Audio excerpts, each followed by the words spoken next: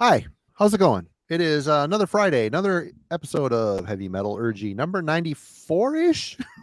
94. Pretty sure 94. it's 94 this week. We thought Okay. it was 94 last week, but we Yeah. have trouble counting sometimes. Sometimes it gets away from us, what are you going to do? Hello, everybody. Thank you for a great week. It's been good hanging out with all you fine folks.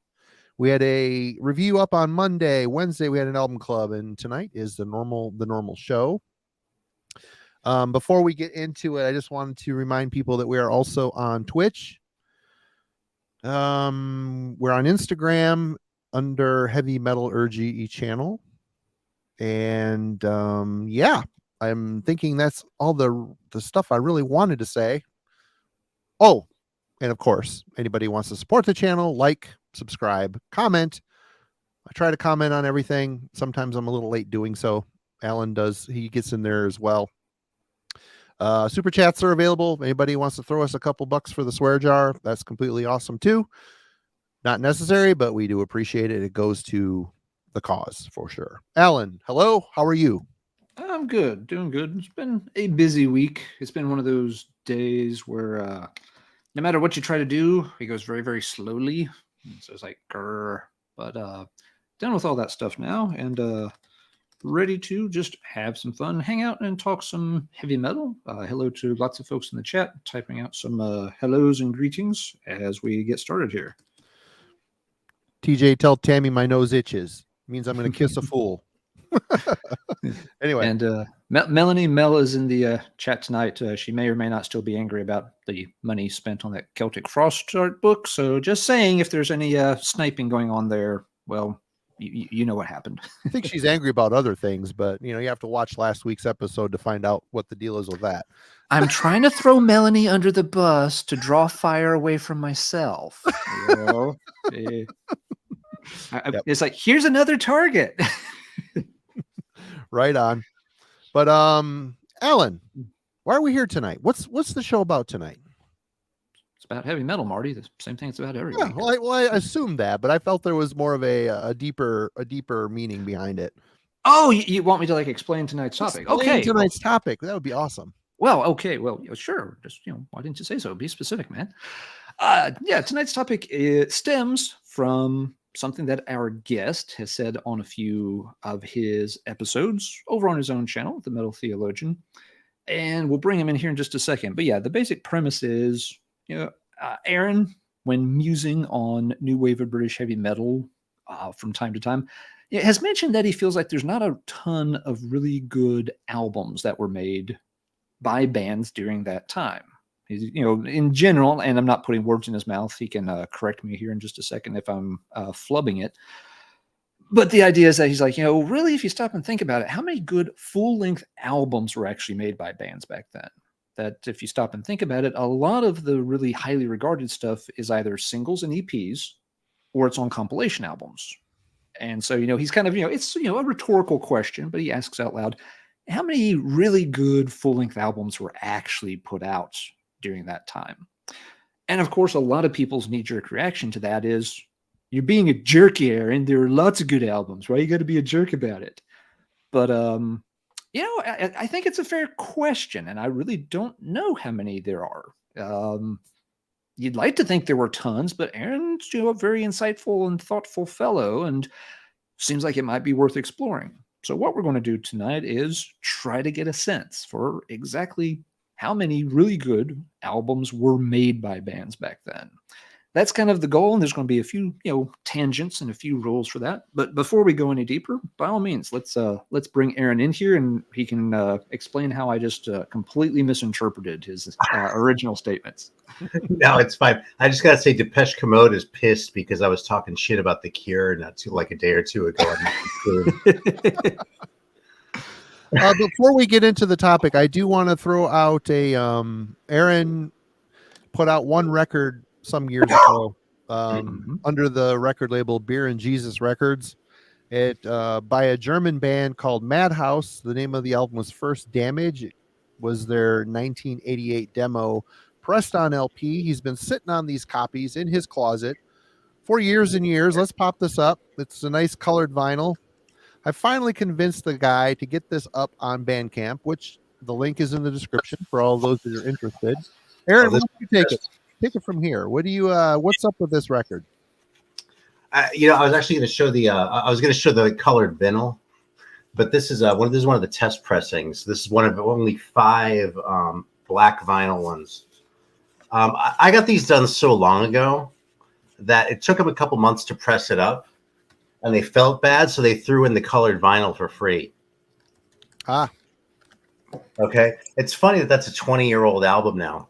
But anyway, yeah, it's a band that was like a local band that people around town knew. And, in our little circle, there's like, they weren't like Metallica or something, but this was the band like what our band could be like. So it was like, just sort of like the local, like, sensation among people who were into that shit at the time. So, and, maybe I'm blowing it out of proportion in hindsight, but I thought it was great. I brought the demo back with me, and like, beyond a certain level of inebriation, when people hung around with me, that tape was going to get played. And, about 20 years later, I went, well, it wasn't quite 20 years later, but, early 2000s, I went, I want to just press up some records. I was like, I'm 30 years old or whatever I was then. Why don't I just fucking do this? I want to put a record out forever. So I did about 300 of those. I'd moved a few, but not very many. So most of them are kind of still sitting around. It was kind of a dud, frankly, but I still love the fucking record. And if other people are interested in hearing it, man, better late than never. And it's just funny to me. It's a 20-year-old record now. It's like, it's a grail, it's. Well, the link is in the description. Anybody wants to go to Bandcamp, check it out, or buy a copy. He has got them. They're ready to roll. And back to the topic at hand. Sorry. I get them cheap too, by the way. They're like $20. It's like $5 to ship, but like with the mailer and the fees of that, it's like $15. I don't remember what my original cost was, but it's free money at this point. So they, price to sell. It's not like $40, deluxe shit like that. So right on. Good deal. And let's see, Aaron, you'd asked about mentioning a few things you had been spinning lately before we got too deep into things. So what's spin on the Metal Theologian's turntable here as of late? Well, I mean, I've been on the stoner kick, right? And like all that shit that if anyone who saw the video that I made earlier in the week, like all that shit that I was showing that I'd never heard before, that's pretty much what I've been listening to. But I did get a couple things from the guy over at Fuzz Trip, and I want to hype them too anyway, because Fuzz Trip is like Cosmic Peddler is kind of my close second now, but Fuzz Trip is still kind of my number one. And I didn't say anything last time because I wanted to get my own order placed first, which is a selfish move, but fuck it. Anyway, this band is called like Vaisseau or something like that. They're French. And I was sold based on the cover and based on the thing that said Synth Doom. This is 2 French guys, and they're basically like a Doom space rock record, but it's just like a drummer and like a synth player. And in fact, what this record sounds like to me? This is like what I wish the Silver Apples record sounded like. Because people hype that Silver Apples record, but it really kind of sucks. But this is fucking fantastic. Yeah. All right. Do you have another one? I have another one too, but like, are you going to go around too, or am I just like doing this? Because we just did a what's spinning last week. I haven't really. I can mention what I've been playing the first 2 Morbid Angel albums a lot, but yeah, that's everyone knows those. There's not much to say about them. They're great. All right, well, what the hell, man? I'll hype these guys too because they're nobody too, and they're still around right now, and you can get this record. So another one, I mean, sold, but. But yeah, they're called Astral, I guess, or Astral. And I think they're from, I don't know, Thomas Johansson. Looks like Scandinavian. I don't want to take the time to try and pinpoint exactly where, but this is like a really cool, like sort of doomy band. They're more sort of on the metalish sort of rockin' side than sort of the spacey side. But what really struck me about this one is like there's a song on side 2. I'm not even sure to this. I only played this like once. But it was one of those tunes, and like there's just this tune with there's a drum intro that's really it's just really up front, and the drum sound they managed to capture is exactly what it sounds like when you're hanging out in the rehearsal room. You know what I mean? It's like usually you hear drums on a record, they might sound good and they might sound bad, but they don't quite sound the same as like when the drums are right there with you. And a show when they're mic'd, that's its own sound too, and that's also awesome. But that rehearsal room sound, I don't know if I've ever heard on a record more than I hear it on this record. And that's probably just how it happened to strike me, but I'm like all over this thing because it's just that. That's cool. I got to point out though, Aaron, I'm not sure if there's any Johanssons in Scandinavia. You might have to double check the point of origin for that. Just saying. Yep. Well, shit, man. Yes, Lindbergh music. I mean, my guess is Swedish, especially because if I saw in the thing that they were Swedish, that would have been another plus, right? Johansson? I don't know if that's a very Swedish name, but I'll take your word for it. You know better than I do. Oh, totally. Johansson. Oh, totally. Oh, sounds kind of more, I don't know. What do you think, Marty? Pakistani. Yeah. I was going to go with like, maybe like, New Orleans, Southern sludge kind of scene maybe, but I don't know. Man, maybe they immigrated or something. All right. All right. Well, with some cool albums there from Aaron. Yeah, I always mean to check out more of those stoner ones. I like stoner stuff. I tend to just like it in small doses. I hear a little bit and then I'm done with it for a while, but then I come back around to it and enjoy it again. But yeah, I haven't quite been in the right mood for that lately. It's just a different vertical for me. You know what I mean? It's like I'll listen to a lot of metal for a while, or I'll listen to a lot of jazz for a while. And right now I'm listening to a lot of this shit. I've been doing it more and more with this stuff. I mean, this kind of feels like when I was starting to really get into jazz for real, more than the other kicks with like the Dead and like the industrial and some of that other shit. I mean, I still really like all that shit. I really feel like my mind opened up a lot when I was going through all those like weird gyrations, but this is like a whole different thing. So, okay, very cool. Yeah, it's always cool. Itch to the metal itch, fundamentally, is what I'm trying to say.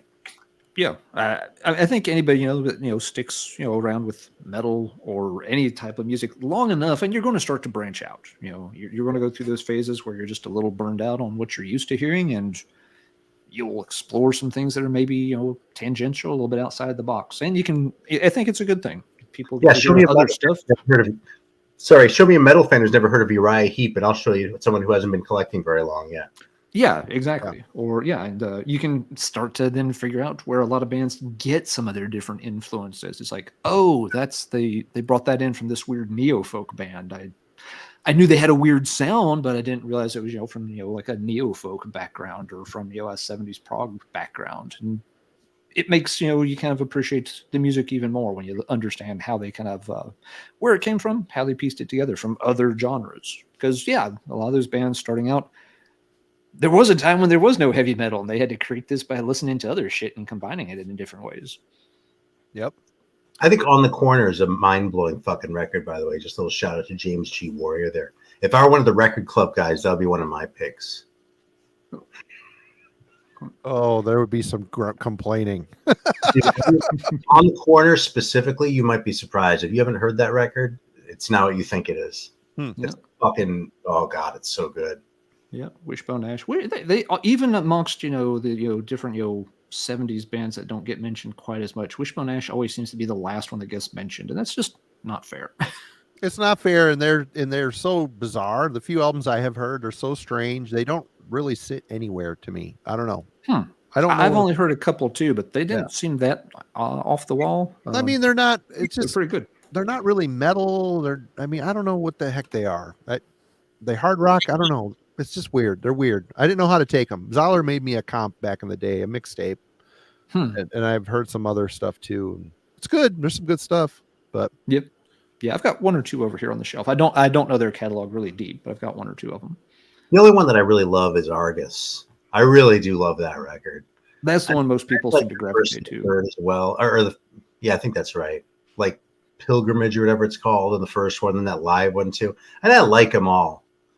But I think Argus is easily the best. And I don't think they're like, they're not like Uriah Heep. No, not quite the same. But still a band worth checking out. So, yeah. All right. Shall we dive into some new wave of British heavy metal list making? Yeah. So, first off, Aaron, I do want to make sure that, I've kind of, represented you correctly. There actually is one specific thing I wanted to just sort of add to what you were saying. And I think the tendency is, first of all, I think there are two components to this. Okay. The first component is that there just weren't very many records. Okay. But the second component is that of those records, I think a lot of the ones that people like the most don't really belong under the banner of new wave of British heavy metal from a stylistic standpoint. Okay. Yep, that's something You we're going to have to touch on listen here. to, yeah, if you know, if your points of reference are Venom and Witchfinder General, maybe I'm jumping ahead too much. That's okay. But you're not going to have an idea of what the sound is like based on that. Even Diamond Head, let alone like Jameson Raid, you know. Let's go on because these are just bad examples. We'll get into better ones coming up. Yeah, we will. So yeah, basically, again, for folks just tuning in, the goal here tonight is to kind of just this is a thought exercise. It's a fun collaboration. Do not take it too seriously. We're not trying to claim the albums we mentioned are the only good ones and everything else is bad. But the idea was to sort of test Aaron's idea. How many really good new wave of British heavy metal bands were made? Is it really a pretty small number? Are there more than people realize? Is it somewhere in between? So that's what we're going to try to work on. What we'll do here in a few minutes is we'll actually just start naming records. Marty's going to put a list up on the screen so that we can kind of keep a running count. And that way folks in the chat can see which ones we've already mentioned and put on the list, which ones we haven't. We'll ask folks in the chat for help from time to time. Y'all may think of albums that we forget. There may be albums that we disagree on, and we may need to go to the chat to sort of help break a deadlock if somebody thinks it should be on the list and other folks think that it shouldn't be on the list. But before we start naming albums, Aaron's pointed out something important already. We do have to set a few parameters here because otherwise we're just going to sort of ramble all over the place. So 3 particular things that Marty, Aaron, and I have talked about that we need to kind of fence in this discussion a little bit. The first one is we have to have a certain time range. Technically, you could claim some things being released today might be new wave of British heavy metal, but that certainly isn't what most people are referring to with the phrase. So the time frame we've agreed to work with on this is going to be 1980 through 1982. The reason for that being most folks would agree those are kind of the highlight years for new wave of British heavy metal, and nobody's going to complain about having those 3 years in the mix. As you start to go later in the 80s, people do start grumbling that by 83 the scene was kind of burned out. By 84 a lot of the bands have kind of worn out their welcome. By 86 you maybe have 1 or 2 albums technically, but it's more nobody gave a shit. So we're going to be sticking to those 3 years, and that's kind of important for context. If we name albums that are really great, we may list them, but we're kind of going to put them off to the side or something because, again, otherwise we could just keep naming albums from later and later and later that aren't really part of the actual scene. So that's our first constraint. 1980, 81, and 82, kind of the first 3 big years of new wave of British heavy metal. Second thing that we've got to do is, as Aaron suggested, we need to be mindful how we're using the term. Some people use new wave of British heavy metal to describe a scene, a time and place, that it is all of these kind of young, up-and-coming heavy bands from the United Kingdom in the tail end of the 70s and into the 80s. But as Aaron just mentioned, some people also use it to refer to a particular sound, that musically the bands have something in common with the way that they're structuring songs and playing their instruments. And that's a different thing. Kind of the end member examples we've come up for this are Saxon and Venom.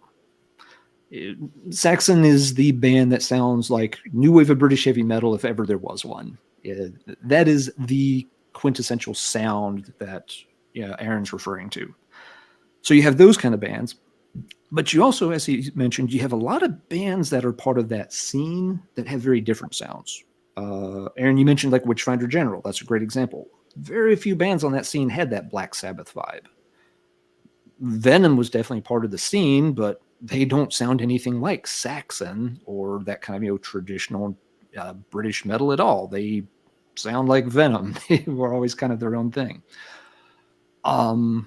So as we come up with our list tonight, what we'll do is we'll include all of the bands that were part of that scene, but we are going to kind of keep tabs on how many of them have the Saxon sound and how many don't. So we'll kind of, we will have a little bit of a subcategory there for how many bands have that true sound that Aaron wants to refer to. And then the third and last thing that we kind of had to pin down, and this is the hardest thing, is what do we mean by good? We're trying to count, what are the good albums? Well, that of course is completely subjective, and we understand that. That's why we're saying this is for fun. It's a thought exercise. No one's going to agree all the time. The three of us are not going to agree on some of these albums. The Chad is not going to agree with us on some albums. And we're not saying this is at all in any way definitive. No, nobody's putting this is a debate, a discussion, a list making thing. Yeah, Marty's not, carving these onto a stone tablet or putting them on the back of a T-shirt and, carrying it out to the masses, after 30 days and 30 nights of labor or something. I might do that. I'm making no such promise. Just so Aaron is not under that contract. He refused to sign on to the non-disclosure agreement. So if he wants to go forth and spread the gospel that these are the only albums and you can't listen to others, I can't stop him. We can determine what's good and which ones aren't. Yeah. In general, we're going to we want to make it clear, we're trying to find again, those albums that if you asked 10 fans of this style of music, hey, is this one of the really top albums? 8 out of the 10 would say, yeah, and they'd say it pretty quickly, pretty enthusiastically. So we're not looking for albums that are just barely like, well, a couple of people like it, or well, it does have that one good song on it, but the others are kind of mediocre. We're looking things that at least in general, from our perspective, which is biased, we feel that there would be some consensus that a lot of people would be like, yeah, that album should be on the list. That's a really good one. So that's what we're going to try to accomplish here. Aaron, have I left anything out? Marty, anything there that is messed up or that I didn't communicate well? I've got no dog in this fight. This is a genre that I've, other than the big bands, have kind of skirted around. So I'm the list guy. I'm making the list and talking to you folks in the chat if I have time. So well, don't sell yourself short, because the big bands are going to be a big part of this. Absolutely. So you're absolutely going to have stuff to chime in with. I don't think we're going to be talking about very many records that you don't know, Marty. What's that? I don't think we're going to be talking about very many records that you don't know. I think there might be a couple in here, but it's not surprised. You both have shown records like Jaguar and like Witchfind. Ben sent me a comp CD of Witchfind, and I didn't like it very much, to be honest. There's some bands I've heard, but a lot I haven't, or I've heard of, but never heard, or investigated. So, again, I can skirt around the parameters for sure. The bigger bands, yes, but yeah, we'll see. It will be fine. And something else to mention: once we get through the new wave of British heavy metal part of this, we're going to do something else that is perhaps a lot more in Marty's wheelhouse. I'm ready for that. Don't fret, folks. Marty does have plenty to contribute. We did not bring him on here just to be Vanna White to Aaron's Pat and my Sajak. We're I'm not trying to diminish my action here. I'm just saying that this is a genre that I'm in good hands with these two. I know I'm going to be here contributing. I'm just yeah. If we're talking about mid 90s black metal, it'd be a different situation. But we're not. Absolutely.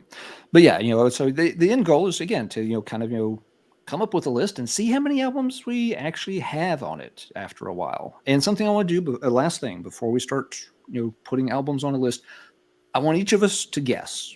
We haven't done this. None of us are coming in here with pre-made lists. This is going to be done organically live on stream. But I'd like each of us to guess, how many albums do you think are going to be on our list once we feel like we've gone through the motions and there's just nothing else to mention? Aaron, how many albums do you think we'll have? All right. In my head, the number that I have for how many there are from that era is like 20. 20. So okay. Good from start to finish. Like, these are great albums. Oh, no. That's how many records there are in my head. I think there's way more than that. maybe we're going to find out. Okay. Yeah. by the time we take out the ones that aren't really, that don't really embody the sound, that are kind of their own thing, I think it's gonna be closer to 10.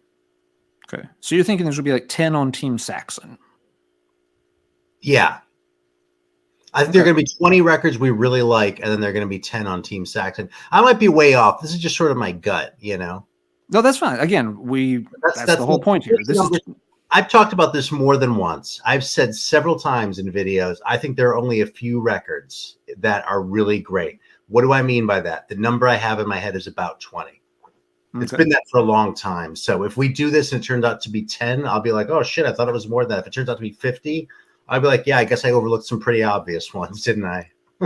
And that's that's the whole reason for doing this, is to kind of figure out where it's at. Okay, so you're thinking about 20 total, about 10 for the Saxon kind of classic new wave of British heavy metal sound, and 10 others that are bands that sound different but we're still part of the scene. And something, let me just caveat one other thing real quickly, okay? Maybe for the chat there.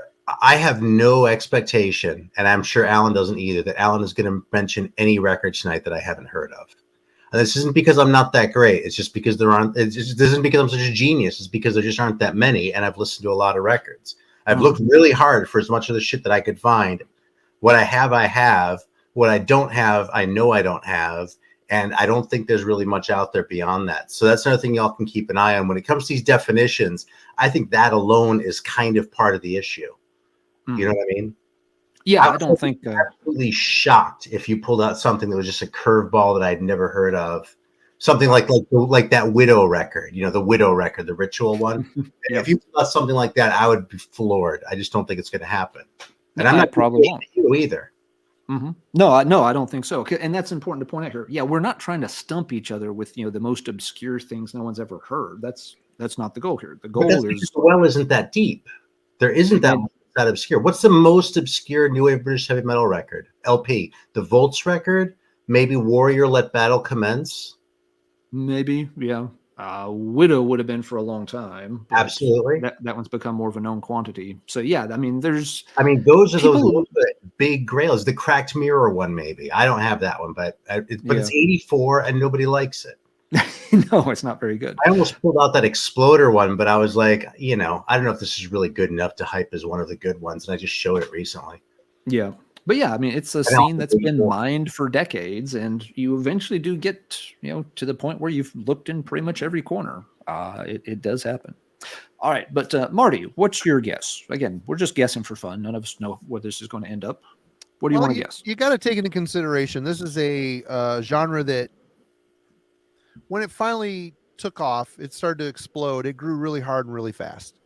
And a lot of these bands that they produced a single, they produced 2 or 3 songs, and they'd never had the gas in the tank, whether they break up or, bad record label deals, or they didn't have the gas in the tank to even put out a full-length record. So a lot of the classics that I think a lot of diehard collectors and enthusiasts of the new wave of British heavy metal, they might put a little bit more love and spin on the singles than they would the full-length albums. But I mean, I'm looking at Iron Maiden's catalog. We chose the years 80, 81, and 82.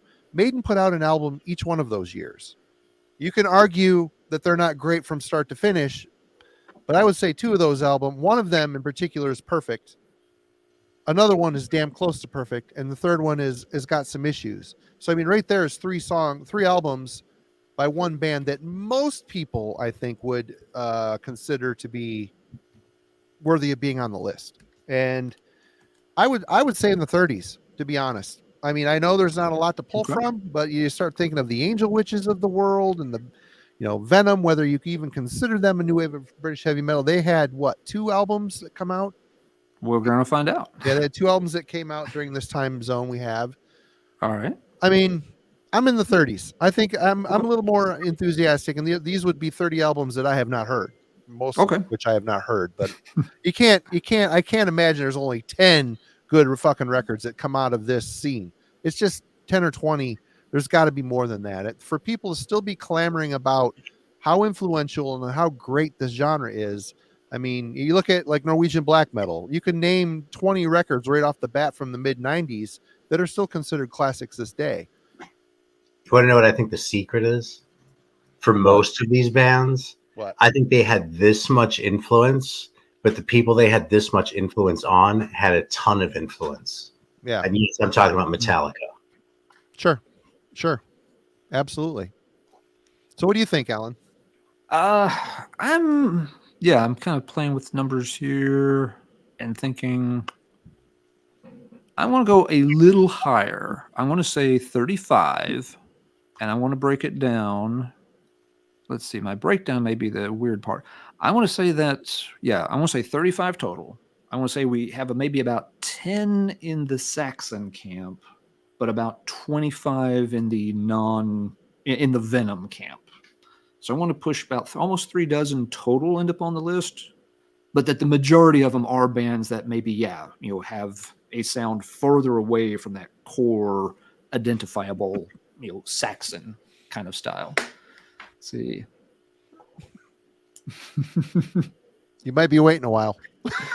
You might want to fire it up just to say that you did it. Okay. He needs something to help him calm down because I think he realized that Satan may fall. He's already flipping tables over wherever the hell he's at. He's what the hell's going on there? Yeah. I'll give you Dark Star. 100 people, everybody. Thanks for joining us tonight. We really appreciate it. That's really cool. Hope folks have fun with this. Again, it's a different kind of topic for us, but again, since it was an interesting thing that Aaron's posed, I thought it deserved discussion, and hopefully we can do it in kind of a fun and entertaining manner. So, gentlemen, shall we start putting some things on the list? Here is the list. Now, again, this is up here. Marty will add albums as we agree on them. This is to help make sure that we don't accidentally go over something twice or skip something. And it's also to help those of you in the chat. If folks are coming in late and missed what we named early on, you can see right there. So once it's on the list, if you mention it in the chat, we're going to ignore you because it's already there. And I can't, as I'm messing with the list, I cannot mess with the chat. So sorry, folks. Yeah, Marty's jumping around between, multiple things on the screen tonight. And, obviously we've got a lot of albums to bounce back and forth. So we'll do our best to keep engaged with the chat too. Aaron, you are the guest. What is the first album we should try to put on here? Well, are we going to put these into like good and bad to start with? And then whether or not they have the sound? Because right off the bat, I want to put the Bitches Sin Predator and the Split Beaver album in the bad column.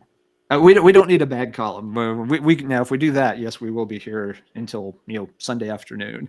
Everybody ignore my spelling problems. Computers make me smart, and Photoshop does not allow correcting. So we're not. Again, we're not trying to produce a published thesis here. We just just a list for folks to reference. Yeah, I don't think we need to keep track of the bad albums, Aaron, because that will pile up. But I would agree on both those. Well, the Bitches Sin album was always kind of disappointing. Yeah, I mean, it's ironic because I think their later records are a lot better. But agreed, yes, but they are much, much later and definitely not in this 80 to 82 range that we're trying to focus on. And what was the second one you named? Sorry. Oh, the second one was the Split Beaver album, When Hell Won't Have You. Mm-hmm. I mean, I actually kind of like that record, but it's a bad record. Well, that should be on the list. That's the problem here. Personal bias. Well, I like a lot of shit. I think these should both be on the bad list. Like if we end up arguing about it, I'm gonna have to argue that Bitches Sin is bad. And there's no argument. No, neither of those albums is going to end up on a list of great albums. Some people like the Split Beaver album. I don't mind it. It's not a killer. It's not fantastic. But Predator, and that was one of the big disappointments of the era, because that band had a lot of great stuff leading up to that. By a lot of great stuff, I mean a single here, Friday night, session there, BBC session. And then that album came out and it just landed like a lead brick. Yeah, totally. And, I really like that. Actually, you know what it was? Those the supposedly Japanese comps. I think you actually know a lot more about those than I do. But I heard the Bitches song on there. It's not Black Ice. That's Aragorn. What am I thinking of? Anyway, I was like, wait a minute, this is really good. So I went and checked out that EP, and then the album they did for King Classic, like '86 or something. And those are both solid. It's just the first album, Predator, that they did on heavy metal. It's just a bore. It is, yeah, that's the correct word for it. It's just a bore. It's But yeah, like the session they did for the BBC prior to that is fire. That thing rages. So it's really inexplicable why that album was just such a miss. The band had lots of lineup instability problems. The two brothers could not seem to keep a band built around them. So maybe that's had something to do with it. I'm not sure. I'll tell you, I don't think the 45 on Neat was exactly a gem either. I mean, I don't think it's bad. I think it's I think it's fun, but I don't think it's like awesome. It is not one of the best singles of the era. No, that's fair. That's fair. Okay, well, so neither of those is going on our list of good albums. Right, cool. What's something? So let's start with something someone knows. Let's Iron Maiden. We've got the self-titled. We've got Killers. We've got Number of the Beast. 81 or 80, 81, 82. I think that's how that goes. Their dates. Okay, well, we don't like them, right? So if we're going by whether we like them or not, they should all be on the list. But as far as whether they're new wave British heavy metal, I would dismiss the Number of the Beast out of hand. That's the one I was going to ask about. Is do we want Number of the Beast on the list or not? I would argue about Killers. Number I would dismiss out of hand, frankly. Yeah, I would say Killers is a perfect record, in my opinion. Is it new wave of British heavy metal? From the stuff that I hear, it's a lot more heavy metal than it is hard rock influenced to me. And I understand that Maiden is considered new wave of British heavy metal because of their location and the time they came out and their influence and all the millions of members that have cycled through that band over the years. But it always just sounds like Iron Maiden to me. It doesn't sound like White Spirit or, Grim Reaper or... Well, Grim Reaper's got kind of a Maiden vibe, doesn't it? This isn't the best analogy, but I kind of think Killers is a new wave record the same way Don't Break the Oath is a black metal record. Like, it kind of wins on points, but it doesn't. But it's sort of not the same thing. It's sort of beyond that. I think black metal, Don't Break the Oath being a black metal record, I think the true essence of the lyrical content and the actual true evil vibe of that record makes it black metal, first wave black metal. Whereas I think most people gravitate to the black metal tag out of what rose out of Norway in the mid 90s. Well, okay, right. But the second wave. The 80s shit, though, if you listen to Bathory and Hellhammer and the first Sodom and the first Destruction, I think there's sort of a commonality in there that the Merciful Fate stands apart from, though. You can put Slayer in that first category and Venom. Merciful Fate sounds different from those bands, and that's the analogy I'm trying to make with Killers. Is it kind of fits in on the points with like what you just said with the black metal thing with Merciful Fate, but when you actually listen to it, it just sounds like it's kind of on its own. It's kind of progressed beyond what that was, Which I realize I'm making a value judgment in terms of the black metal, but just put that aside and just say it's gone to a different place from it. Mm-hmm. That's why I keep saying I would keep Killers off. That's why I would keep Killers off were I to keep Killers off. As far as whether I would put them on or not, I'm actually kind of on the fence and open to being persuaded. Okay. Yeah. Does that make sense? You see where I'm going with this? I mean, because what the Number of the Beast already embodies, Killers is well on its way to. And Killers still has that new wave. You can hear those new wave roots in it. But the new wave feeling isn't really there the way you still hear it on the first album, especially on songs like Running Free and Charlotte the Harlot and Prowler, the really sort of primitive songs. Those really do sound like new wave songs. The songs on Killers, Wrathchild fits in with that. It's also an earlier song, right? Yep.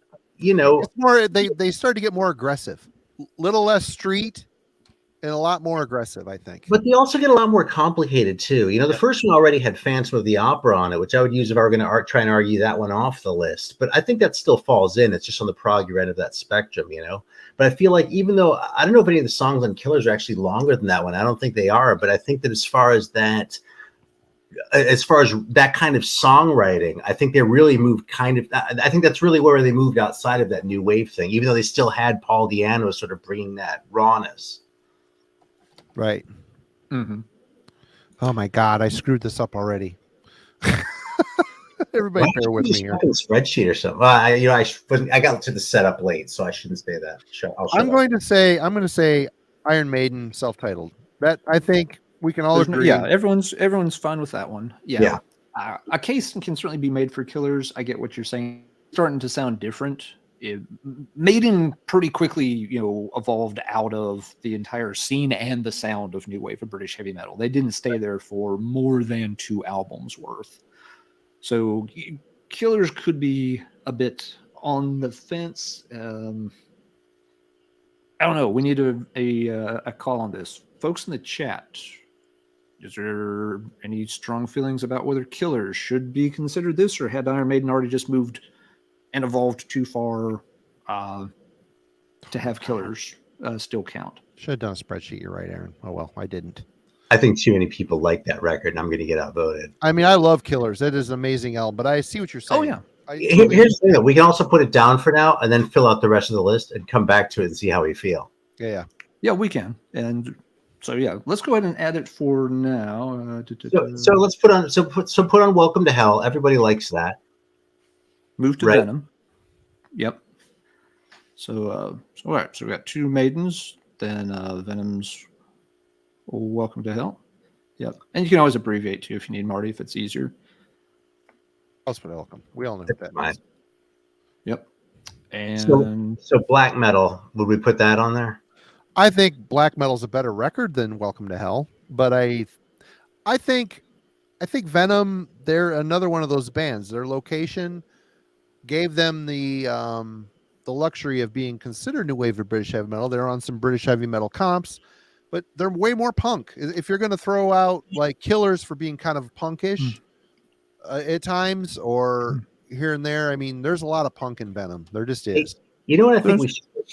I'm sorry. I think we should put all these titles in there and then pull out the ones later that we think don't belong with the sound. Well, Marty, you had columns before Yeah. for the 2 teams. So let's start. Can you pull those up and we'll start? Yeah, because maybe we put Killers and black metal over there on the Team Venom side, and we leave Iron Maiden and Welcome to Hell. Well, no, even Welcome to Hell needs to be on the Venom team, obviously. But the self-titled Iron Maiden could be on the Team Saxon side. Okay, so we're doing what? Venom.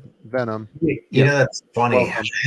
I hadn't thought about this in terms of splitting up albums within a band's catalog, though, like that. It I feels hadn't either. Yeah, early Maiden and Saxon and the later Maiden and Venom.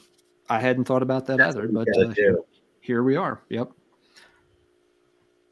I mean, the Number of the Beast would definitely be in the Venom camp.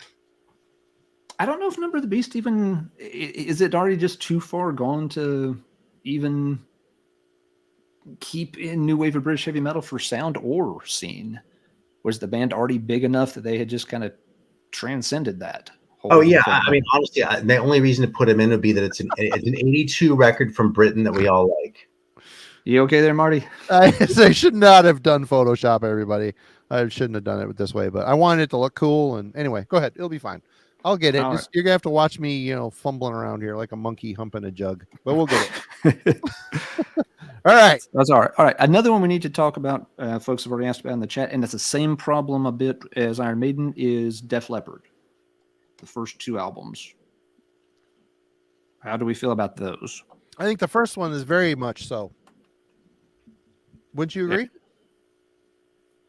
I don't like the album, but I most people do. Now, this is where, again, my personal taste isn't what's important here.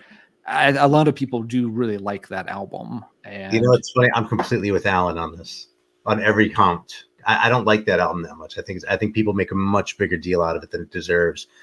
I think it definitely has that sound more than anything else they ever did, other than that single. And I think it belongs on there. I think it belongs in the Saxon camp. It's just, it's not really a record that we love. I do really like High and Dry, but that's in the Venom camp, I'd say. Well, now that's for me. High and Dry. Is it the same? Is it the Number of the Beast problem? Was Def Leppard already, had they already they moved really quick, not just musically in terms of size, popularity, and they themselves, distanced themselves from new wave of British heavy metal. They didn't want anything to do. They didn't want to be labeled that way. They can They're fuck like, off. nah, They won't we're like, vote. They can come in the stream and say so. Fuck them. Hey, Joe Elliott, this is for you, motherfucker. yeah, I mean, they maintained that for years. Yeah. It's just like We're not never with those fuck guys. you. I was never a fan either. And you know something else? On Through the Night sucks. Okay, no, seriously though, I'm not sure I'm really on board with the hair you're splitting between these. Actually, I really feel like either like the records we like, because to take a step back, one reason why I feel like people think of all these good albums is I think they tend to think of just all the albums they like that are metal from Britain from that time period. And so things like The Number of the Beast sort of get lumped in, even though they don't belong there. But you know, that's the more I'm talking about this, the more it seems like just another fucking rabbit hole. So I'm going to back off the point. Forget it. Well, one thing we've already established is the fact that, I mean, everybody's taste is different, and everybody hears the same piece of music differently. But there's things in here that are like largely regarded as classics that not all of us are going to agree on, which is going to be part of the problem for populating this list. You know what I mean? Chat, by the way, I don't actually hate On Through the Night that much. That was just for Joe Elliott. I don't hate it either, but I definitely like the more traditional Def Leppard sound on High and Dry. Yeah, the first one's maybe a 6 out of 10 for me. You know. But I mean, I think the ultimate essence of this exercise is to find records that are truly bangers from start to finish. But then again, there's 3 people coming at this with different tastes, you know. I don't think there's going to be a whole lot of daylight between me and Alan when we really get down to it here.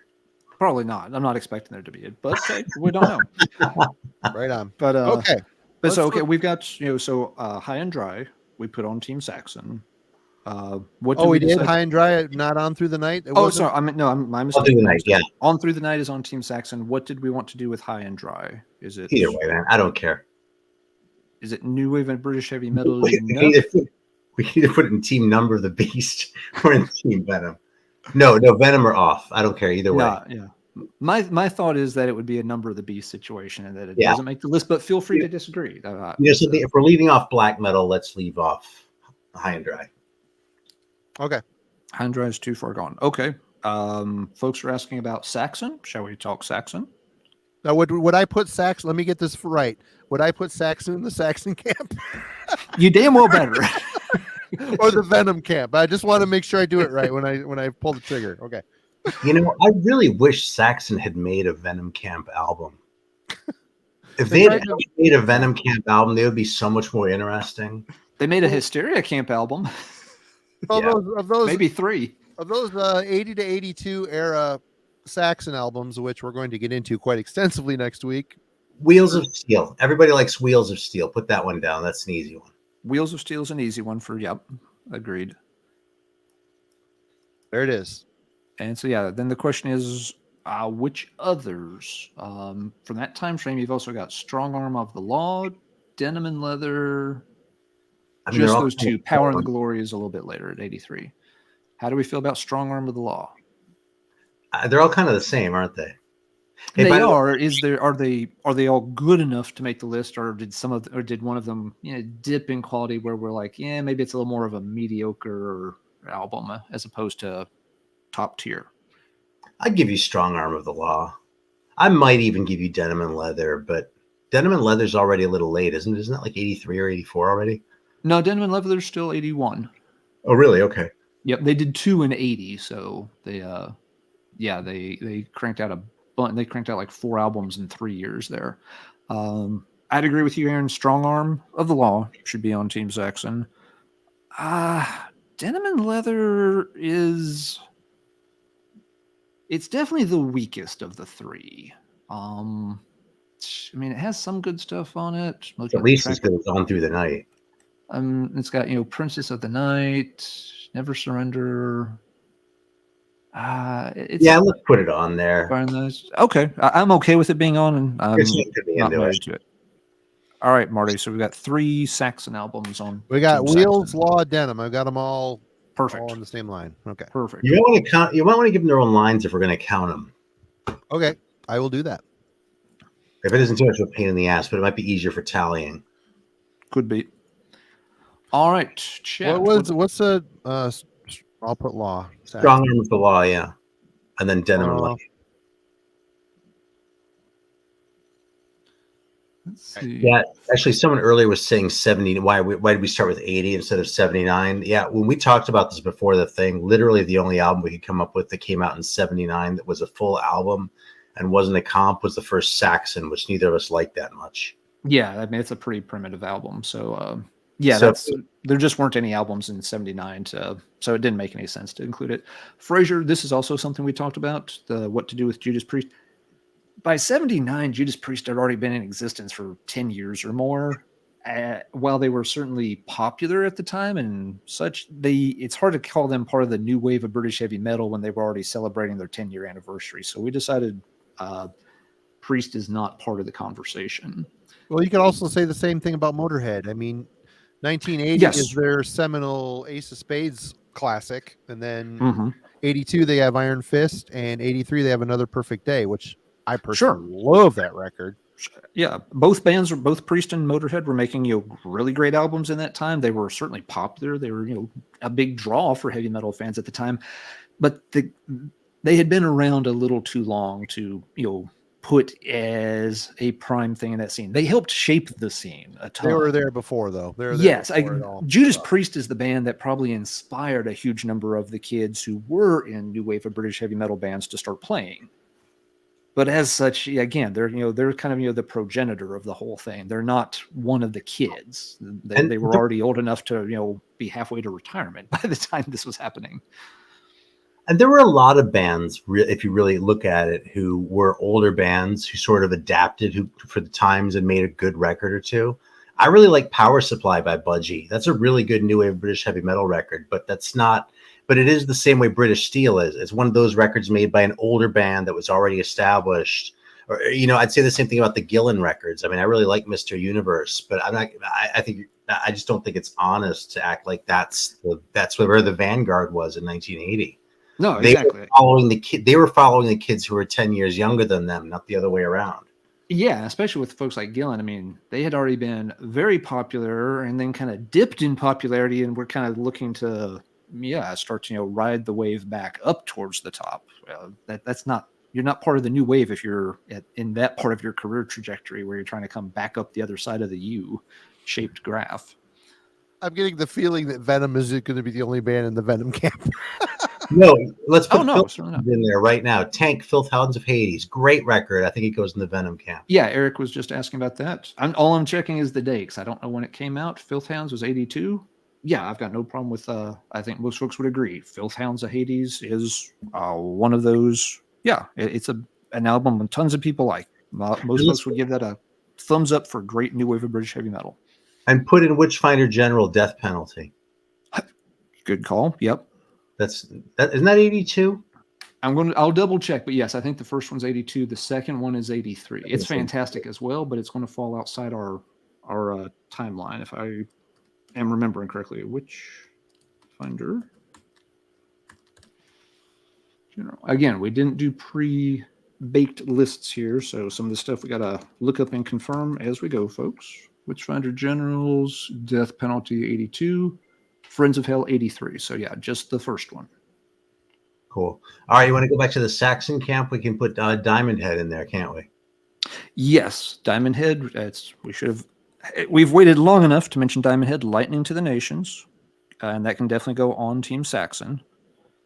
And I don't want to hear any crap from anybody that it was originally recorded as a demo. Fuck that. It's a full-length album. Everybody knows it's a full-length album. Don't try to rules lawyer this shit. So what about the obvious one? The band everyone talks about, Angel Witch. That's the next one. As soon as you mention Diamond Head, you got to mention Angel Witch. Are they in the Saxon camp? I think Angel Witch goes in Team Saxon. I'm okay with that. Yep, Angel Witch's debut. What's the name of that thing? Angel Witch. It's a self-title. Let's see. Aaron, here's one you mentioned as we were prepping for this. What do we want to do with Legend? I think Legend goes in Team Saxon. I think Legend is... Isn't Legend Norwegian? There's more than one. There are lots of legends, actually. Okay. There are 2 legends from the UK, at least. There are 2 records. Yeah. There are 2 legends from the UK that I personally have records by. Yep. Isn't there 2 Venoms as well? There are at least 2 Venoms, yes. What's the name of the legend album? Is that in Team Saxon? Just the self-title I would put in there. Yeah, I'm double checking right now. think it's 81. Yeah, it's 81. Yeah, now it's not Death in the Nursery, which is what folks in the chat had just asked about. Death in the Nursery comes a bit. It's like 83, isn't it? Death in the Nursery is at 82. I'm thinking it's 83, but I'm looking right now. Death in the Nursery actually is 82. It can be considered. So which of those 2, the self-titled and Death in the Nursery? Yeah. Okay. Well, so let's digress for a second. You got that legend in there. You got the self-titled one. I think we're clear on. Okay, so where does the Praying Mantis album go? Does that make the list? Time Tells No Lies. Can we keep talking about legend and come back to Praying Mantis? Well, because Death in the Nursery is not that heavy, you know. Let's put it on there. I'm probably quibbling too much. Let's put it on there, and then we can just leave Praying Mantis off. Let's look. Death in the Nursery. It's been a long time since I played Death in the Nursery, is why I'm looking at it. Yeah, I think it's okay to have both legends on. So you're thinking leave Praying Mantis off, Aaron? Well, what do you think? I actually would agree, and that may upset some folks, but while there are some good songs on that album, I am not start to finish. Overall, I think the album it's uneven. It's got a great cover. It's got some great songs. I like the band overall, but would I call it a great new wave of British heavy metal album? No, my knee-jerk reaction is that it's not. It's a okay, good, decent, slightly above average, B- kind of new wave of British heavy metal album. I don't think it's like a real strong thumbs up right away kind of thing. You know what? I would add Samson's Head On. I think that's a great record. Oh yeah, I put Samson on there. You know what I think about the Praying Mantis, Alan? What's that?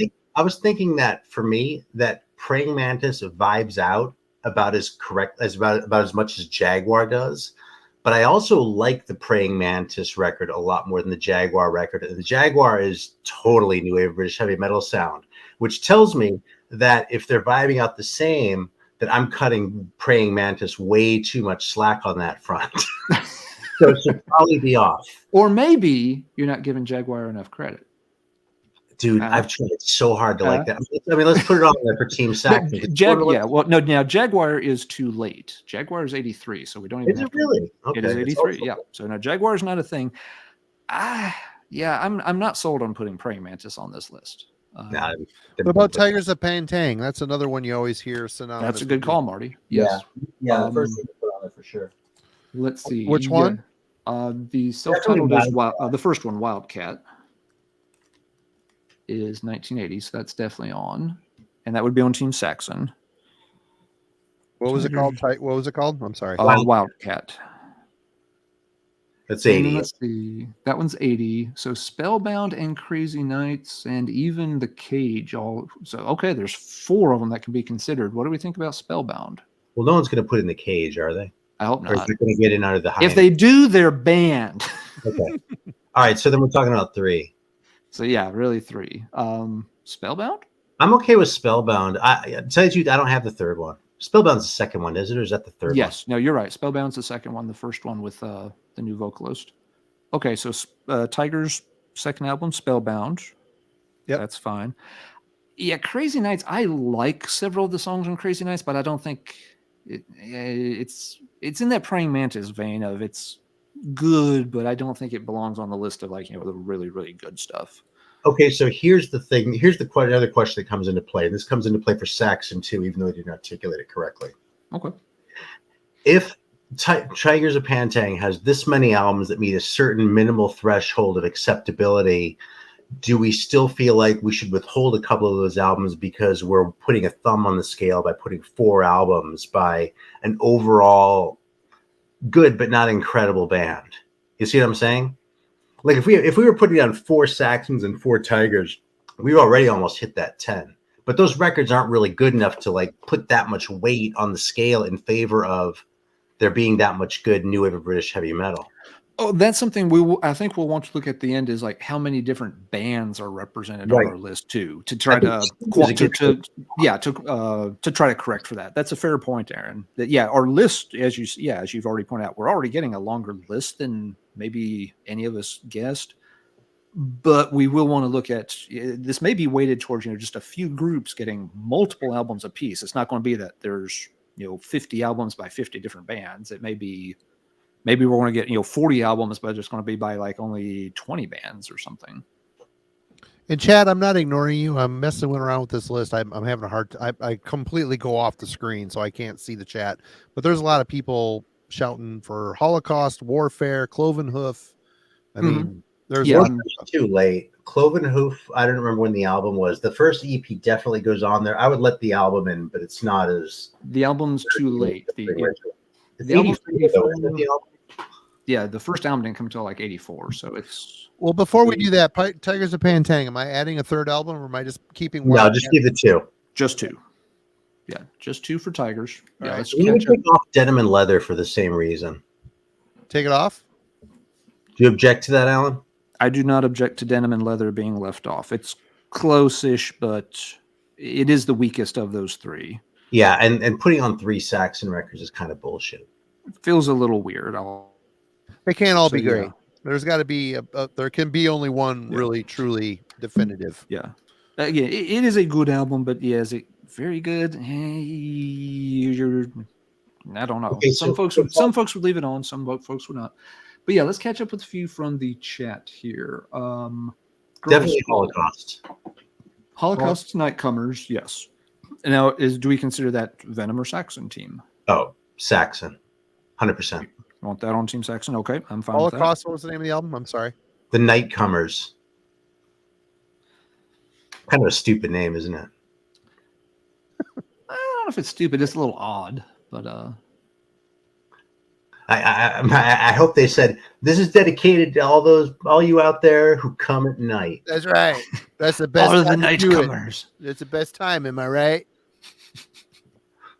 Let's see. Yeah, Pagan Altar never released anything back in the day, so they're not part of it. Girl School, somebody just asked about, and that's a good one that needs to be addressed. How do we feel about Girl School's right up there with that first Def Leppard. Girl Schools? Let's see. Demolition's the first one in 80, and the first 3 Girl School, but I don't think anyone's going to really mention Screaming Blue Murder. Yeah, we can put Demolition on there, dude. But that's, oh, no, here's the thing. That's a fun record. I think that's every bit as good as the Spider record. So we and the keep Spider record is every bit as good as the Split Beaver record. Okay, what did you just say? That was a little more dickish than I meant to be. Okay, but I forgot what we were talking. Demolition. Yeah, Demolition. Aaron was pissing in my Cheerios. Demolition Beyond. I want to throw Hit and Run out there and see what folks. I think they're both good enough to be on, but feel free to shout me down.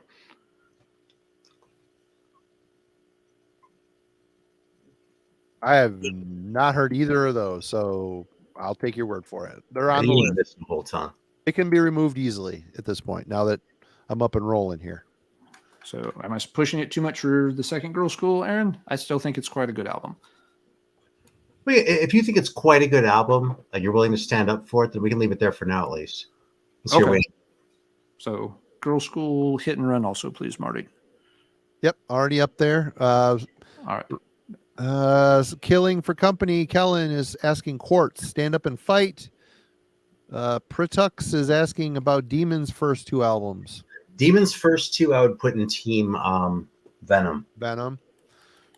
So fair. Which Demon we got? Don't Break the Circle. Is that one of them? Unexpected Guest. Unexpected Guest. That's right. Demon. That's the second one. Night of the Demon is the first one. And Night of the Demon for the first. Yeah, I'm checking dates. They were both. I'm pretty sure they're both early. I'm sure the first one's early enough. The second one, I'm not sure. I think so, but I think it's 82, but I could be wrong. 81 and 82. Yeah. Okay. So yeah, 2 demons on Team Venom. 2 demons on Team Venom somehow seems appropriate. And I love both those records, dude. Last time they had copies of both those at my local shop. Last time I went there, I fucking wore my Demon shirt to try and like sell those. Nice. Let's see. Somebody asked about Avenger a second ago. Is Avenger too late? I don't have to check. When I'm pretty does sure Avenger... Bloodsport's at least. I think pretty sure Bloodsport's like 84. I'm thinking 83, 84, 85. Yeah. Bloodsports doesn't come out until 84. Good album, but much too late for what we're working with here. I think the single might even have been too late for us. Raven's one you should be maybe talking about a little bit. Yes, that's the next one. Talk about that band needs to be kind of patted on the back for their years of dedication. They just did a tour of US and I've seen like some videos of it. There's like nobody in the crowd, dude. They're still like giving them hell. They're into it. They're playing great. They sound great. And it's just like a small group of people give a shit, you know. It's just cheers to those guys for all the years of, you know, going out there and slogging it out, man. I don't know. What do you guys think? Raven, we've got. I think the first two ones belong on there. The first two, rock and Wiped Out. I think so. Do you disagree on either of them? I mean, I like them both, you know. They're great. I think the first three are great. I don't have a real strong dog in the Raven fight. I don't mind them, but they've never been my band. So I'm going to better of the three, but I want to defer to the two of you on what Raven to include and not to include. I don't mind the band, but I'm not going to advocate for or against a Raven album. I'm actually pretty much with you on Raven overall. I mean, I think their first three records are all really good. I don't play them very often, you know. Yep. All for One, does that still count? No, it's too late. Oh, it's 83, isn't it? Well, good, because that makes it easy. Yeah. Sound-wise, I think it could. I think of these first two, Rock. They're both great records, but Rock to You, I'm sorry, Wiped Out is the best. It's really a killer record. Well, we like both of them, and they both have that sound, though, right? Is that because that's what we have to agree on for now? Yeah. Are you guys putting them on? Which Saxon. team are you guys putting them on? Team Saxon. They're kind of, I don't know, where do they? They're not really Team Venom, are they? I put them on Team Saxon. Yeah. Okay. I'm just making sure. All right. Someone they have some eccentricities, you know, like I think we can all see what the argument would be to put them on Team Venom, but I think it'd be a hard argument to actually like put into words. Yeah. Mm-hmm.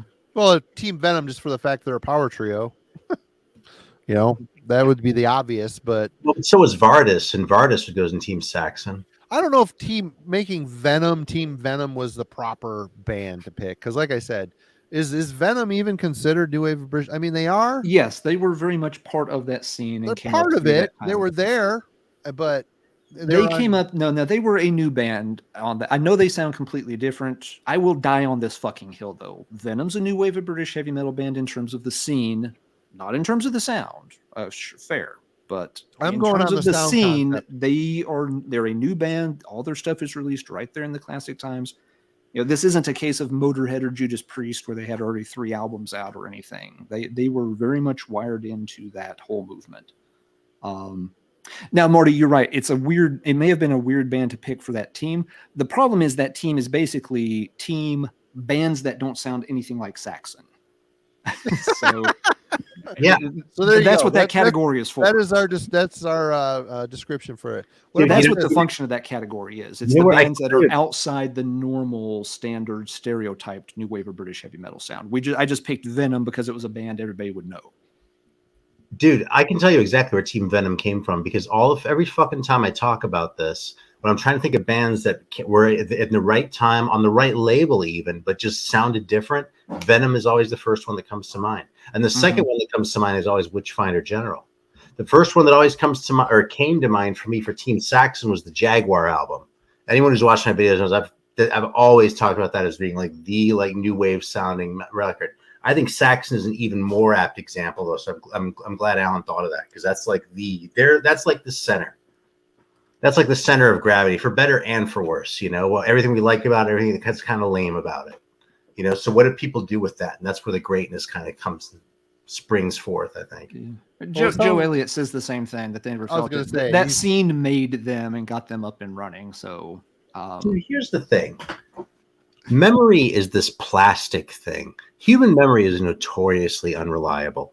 Okay, these guys went through some rough times before they had any fucking money, without a doubt. They've repressed all that shit.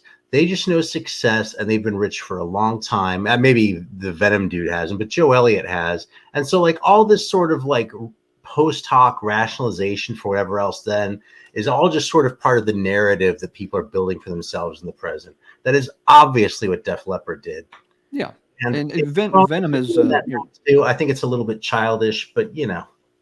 Venom, I mean, goes back and forth. You read all their early interviews and like, oh, we're so fucking serious about it. Then you read interviews from 10 years later, and it's like, we were just fucking around. We didn't know what we were doing. We could barely play. Then you read interviews 10 years later, and it's like, we could play very well. We chose not to try to make our point. They could not. What? That band could have been. They changed their own narrative. Sorry, Abaddon was the linchpin holding that band back. You watched them live. That guy's timing was like this. He could not keep time. I mean, the sole purpose of a drummer is to keep time. He sucked at it, dude. And the fact that band practiced so much with that problem in the band, they somehow made it work. I mean, the timing was always an issue with Abaddon. Totally. Marty, I'm not sure that's how linchpins work. But whatever. He was always, you know what I mean? He was a problem. That band could have been better if they had a better drummer, maybe. Because he was the main point that kept them very punk. Because it was very, You watch 7 Dates of Hell, my God, his timing fucking sucks. It's like a sack of potatoes rolling down the stairs. That's what it sounds like. It's crazy. Anyway. Yeah.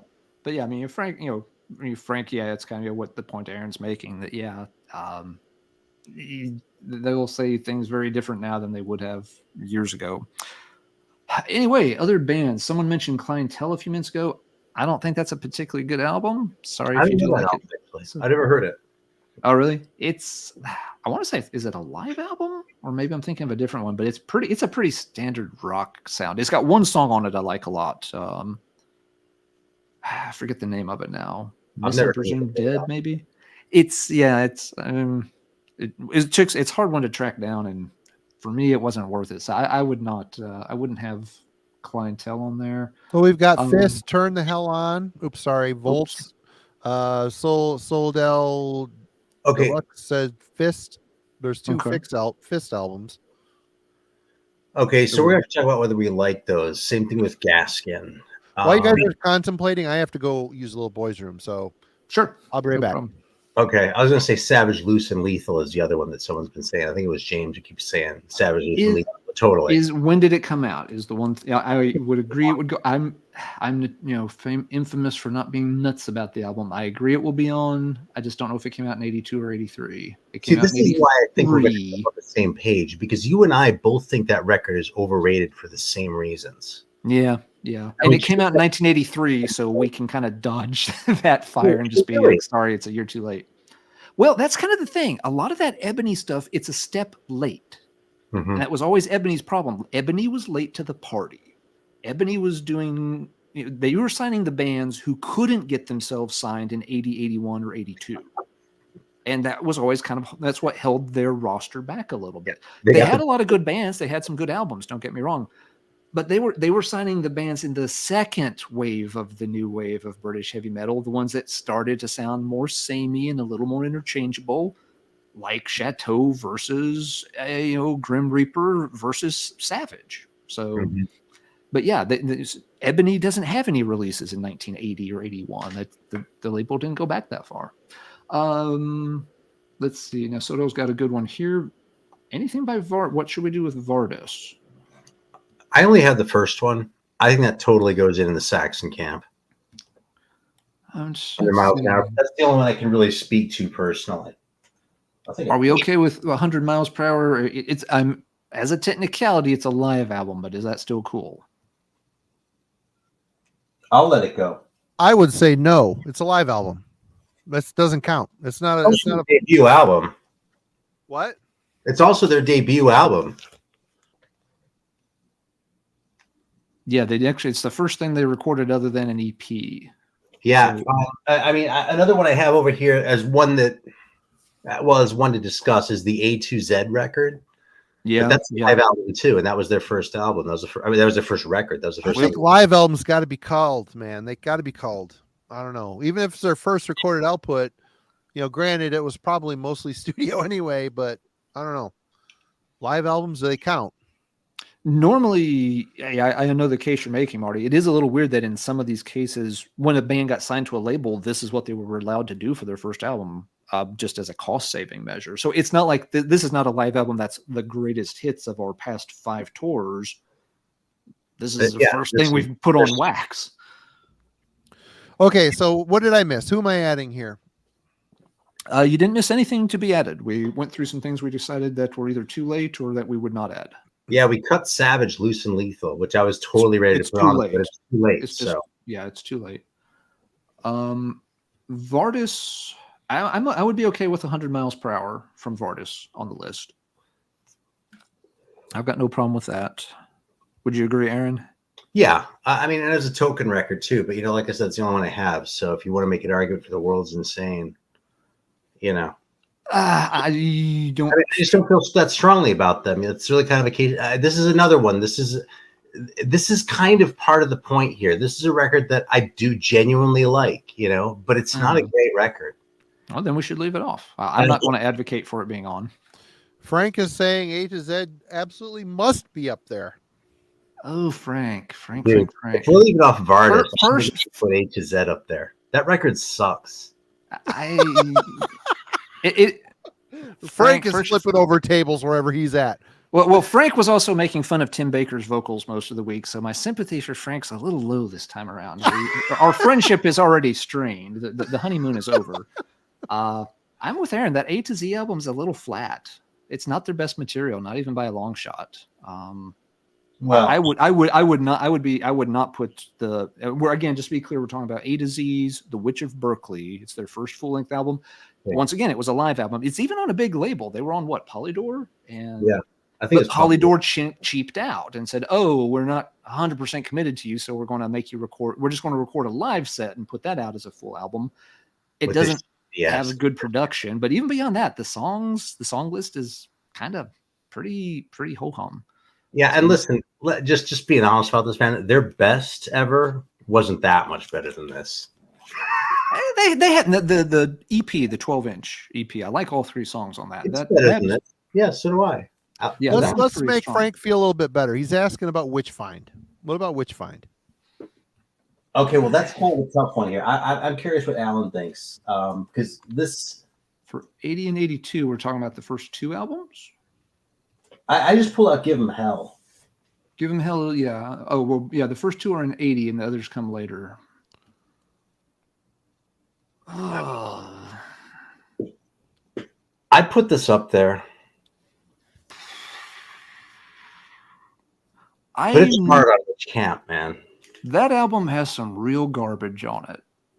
I fucking love this thing all the way through. but I don't. Listens to get there. Yeah, I don't. I like some of the songs on it. For me, it's a very uneven album. It's got some very great tracks, and it's got some real clunkers. Frank left 2 minutes ago. Bye, Frank. Sorry. We'll try again next week. He's kidding. I know. I am okay with Give 'Em Hell being on the list. I understand that most people would consider that one of the classic releases of the era. So this is a case where, yeah, I don't like it that enough to put it on there, but it should be on. All right, let's put it on. We can argue about it some more later if we need to. No, it's cool. So Team Saxon gets Witchfind. Dude, you're not the only one who's on the fence about this record, and I genuinely love this record. Okay. But some of it's kind of weird and eccentric in a way that is just sort of out there, It's like you look at Diamond Head and you could sort of say that with the songwriting that was really kind of too advanced, but overall it still comes together in the same way. And I think I think you can say the same thing for what was the other one that we were talking about in conjunction with that? The Legend. The Legend one, I think, works the same way, but this one is, even relative to that, is kind of off in its own world. The thing that the Give 'Em Hell always smacks me. It's got a huge dose of like mid-70s rock in it, which is when the band started, so it makes sense. Yeah. But to me, I've always wondered how many of those songs had they already been playing for like 5 fucking years before they made it onto that album. Well, based on that, that rehearsal tapes, that 70s tapes, who put that out? High Roller, you know what I'm talking about? Yeah, Frank actually sent me a copy of that a while back, so I could, because I hadn't checked it out before. Based on what that thing sounds like, I'm almost inclined to think "Give 'Em Hell" was all new material. It was Like, more than yes, that stuff for sure. But it's there's definitely still a lot of those songs, you know, Leaving Nadir, Madeline.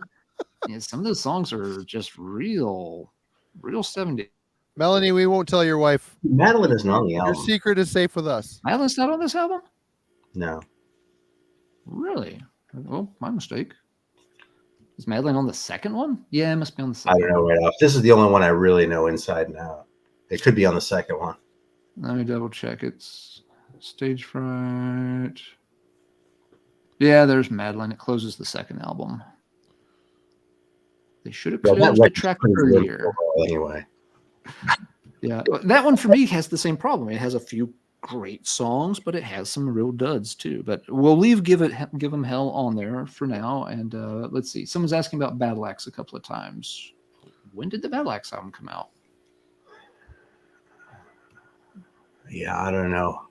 I do not know either. This is going to take a moment. Someone was also asking about Deep Purple, but they kind of fall into the same category. If Motorhead was too early, Deep Purple's too early. What did Deep Purple even release? They didn't record anything then. Deep Purple didn't record anything between 80 and 82.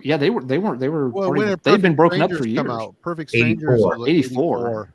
And that was kind of a glam record. That wasn't even really a damn. There was some. No, that's a rock record. Yeah, it's a rock record. Yeah, the Battle Axe albums are later, folks. They're 83 and 84. So I maintain that Perfect Strangers is the best comeback album. But you can make a case for that. I'm not immediately going to argue against you. It's okay. I'd have to think about it. Okay. As a comeback album, okay, compared with other groups' comeback albums, okay, like Constrictor, it's a low bar, but it had a certain degree of AOR to it. Oh yeah, totally. Well, anyway, point is just that I like the record that much, but I still don't think it belongs anywhere near this list. Oh no, definitely not. Someone put Andre said, "How about Girl, Sheer Greed?" I've never even heard of that band. Oh, that's the Phil Lewis. Okay, you want to know? I can tell you right now. We have not discussed this. I can tell you right now what the answer is. That one did not come up because neither I nor Alan gives enough of a shit about it to bring it up. Yeah, and that includes any preliminary discussions we had via email or voice, and anything probably up till the second, at least for me. So, yeah. Wasted, Pete Way. Right? The Girl album is an interesting artifact simply because the band included Phil Lewis, who went on to LA Guns, and also the Def Leppard guitarist. Phil Cohen, Steve Clark. Yeah. So yeah, Battle Axe. So, people are asking about Battle Axe. Wasted. Battle Axe is too late. Wasted is also probably way too bullshit. Late. Wasted's way too late. Yeah. Wasted like Pete Way. I'm guessing that's the one they're referring to. Yeah. But yeah, Wasted would be later, and yeah. No, the guy from UFO doesn't get to start a fucking new wave of British heavy metal. Tyler Dixon said Gaskin, End of the World. Now, there's one we do. Only for the cover. Tyler. Only for the cover. No, I would put that record on there, actually. I mean, the cover's 10 out of 10, too. Don't get me wrong. But I would put that on there. Yeah, I would put it on there? Yes, I agree. What was the name of the album again? End of the World. Which camp? Gaskin. I'd put it in the Saxon camp. Gaskin, End of the World. Yeah, that's a cool album. It's a strong one. It gets overlooked. Death and Destiny Mithra is only an EP, so can't put it on the full-length album list. Great End of release. the World is a really good full album that has that sound, too, that doesn't get talked about a lot. And it's relatively cheap, too. Like, anyone in the chat, people are always like, oh, who does? And you ask me, you ask Alan, it's rarely going to be the first one we think of. But it's a really good record, and just because it doesn't come to my mind right away doesn't mean you shouldn't give it a chance. Because Gaskin's really pretty fucking cool. We got Mithra, Death and Destiny. Frank is saying one more to consider is Titans Rough Justice. Too late. Well, he said it was recorded in 82 and was supposed to be released in 82, but the label went bankrupt.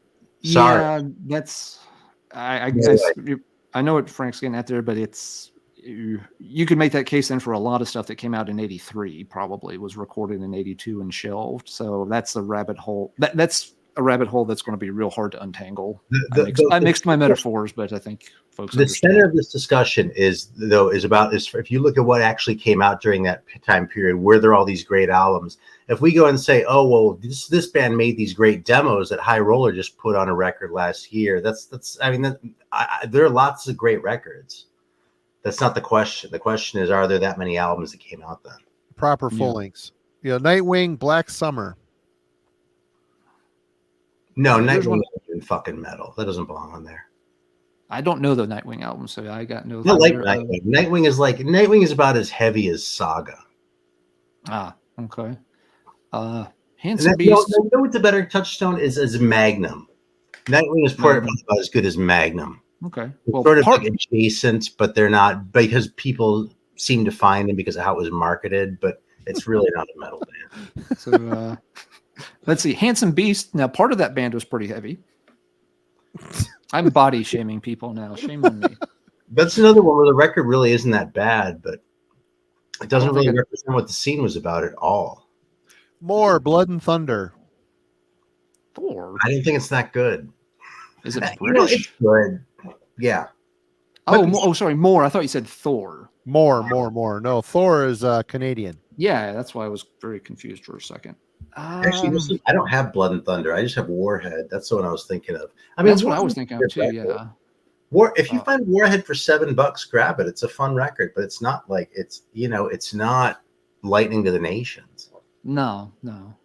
It's not even Rock Till You Drop.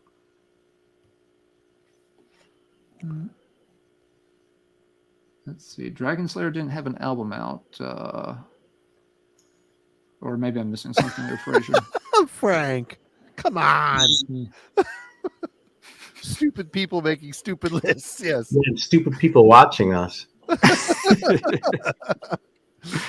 Let's see. Are there other things in the chat that we have missed? And let me go back and see. Zorlok is saying White Spirit self-titled and Saracen Heroes Saints.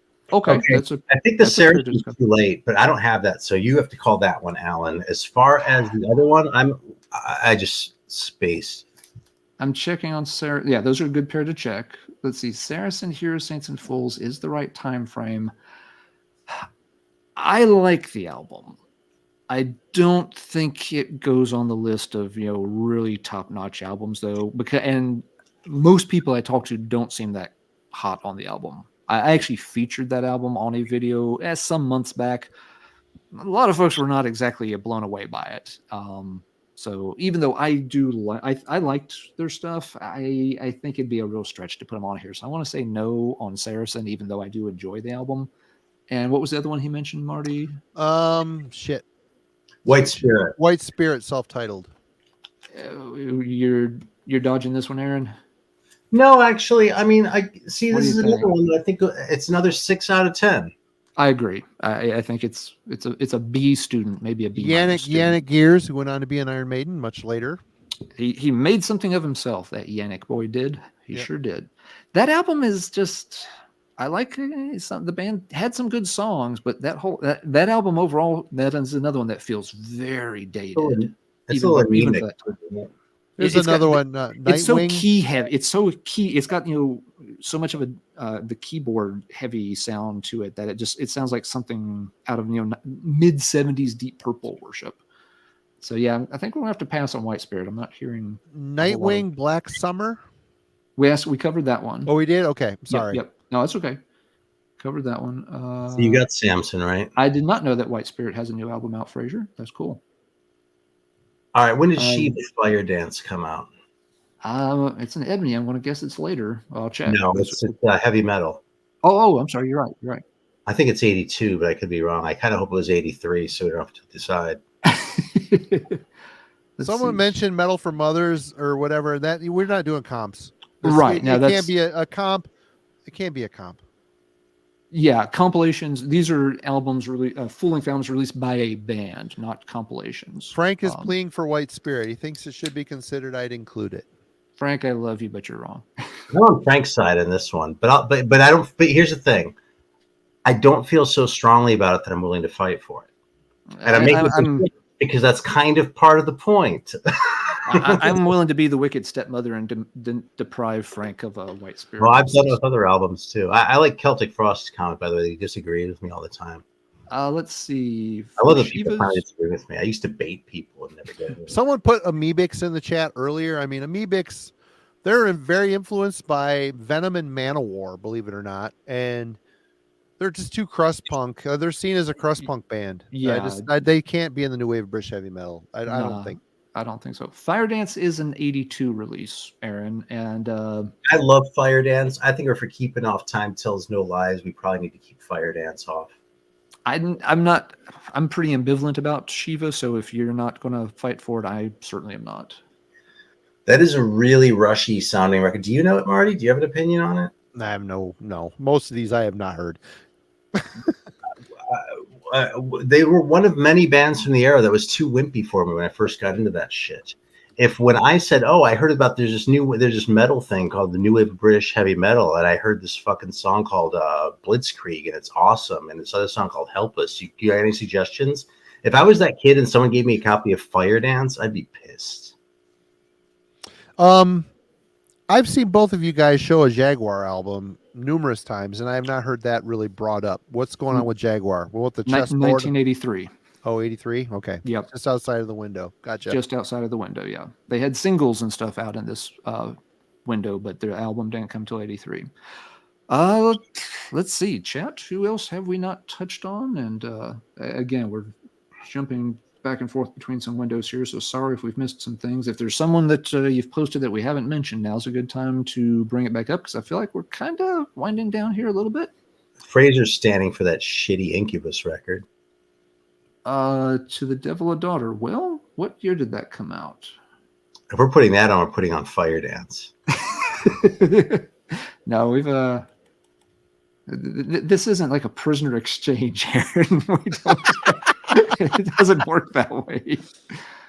The new album, Hostage. To the Devil, the Daughter didn't come out till 84. I was thinking Really? it might be too late. Yeah, I thought Guardian was defunct by 84. Tyler Dixon, I'm a little surprised, actually. Yeah, that's late for Guardian, it feels like. Tyler Dixon says, let's scrape the bottom of the barrel. Ethel the Frog. Okay, the Frog belongs, I mean, it's from the sound, that's Team Saxon, but it's not a good record. No, we're not. The first half of that question was right. We're scraping the bottom of the barrel now. But yeah, okay. if anyone's got anything else that they're thinking we have overlooked. Warrior, Let Battle Commence. Warfare was another one earlier on that was talked about. Warfare. I think Warfare's too late. Warfare's too late, and Warfare was like a Venom imitator band. If Venom was in Team Venom, then Warfare has to be in Team Venom. Warfare is almost like Warfare's imitating Tank, imitating Venom. They're almost like 2 steps removed. Yeah, I mean, Warfare is kind of a joke band anyway. Every time I hear them, I like them more than I expect to. So, like, if you're a Warfare fan, let's put it this way: if I were trying to antagonize you, I wouldn't be making any bones about it. But yeah, Warfare, I've just sort of always been a little put off by them. Okay, well, what about Let Battle Commence then? I don't think it belongs on there, really. It doesn't have that sound. It sounds like a Thin Lizzy record, or actually, it sounds like a Wishbone Ash record. It sounds like the best Wishbone Ash record, but it doesn't really sound like a new wave record. I'm sorry, my chair is kind of falling apart here. I found there's a loose screw, and I'm afraid it's going to fall apart. Cloven Hoof. Frank is messing with your chair. We're being sabotaged in real time. The Cloven Hoof, they didn't make the list. What about Grim Reaper? Grim Reaper. I think the Reaper album's too late, isn't it? I think Grim Reaper's too late. I think it's 83. I'm checking. And that's a good question, Marty. We didn't touch on. We got to consider Fist. This dude keeps bringing him up. Oh yes, See You in Hell is 83. It's too late. Yeah. No, sorry. Fist was mentioned earlier, and we kind of got sidetracked. I don't think either of those records is that great. I would have to agree. I love the Name Rank and Serial Number 45. That is a top 5 single for me. Well, that's hard. Okay, it's very high up there for me on every fucking count. But the albums, I like both those albums, man. I really do. But are those great albums? Okay, so we're going to talk about Tokyo Blade. too late, I think, but I'll double check while Aaron talks about Fist. Sorry, I'm just trying to. No. That's someone mentioned it before, and if we're talking about Bay Area thrash and the second tier bands are putting out records like, well, they're not putting out the Legacy because that's going to be too late. But if their second tier bands are putting out records like Bonded by Blood, do we really have any business talking about that record? You know what I mean? What do you? Kind of how I feel about Fit. I'm sorry, I was reading a list. What did you say? I'm saying if our second tier records that we're talking about with each era, okay, if on this side we have Fist, and on this side we have Bonded by Blood, aren't we really kidding ourselves about how great we're pretending Fist is? I mean, Bonded by Blood is considered a classic. It's a good album. Exactly. And you know something? Turn the Hell On is not a classic, and neither is what's that second one? Neither is Back with a Vengeance. They're good records, but they're not classics. I struggle to even call them good records, so I'm not about to vouch for them. So, Fist is just not my band. Tokyo Blade, was that a no-show? Tokyo Blade was 83. How about Adam Craft with the Demolition Man who went on to be in Venom?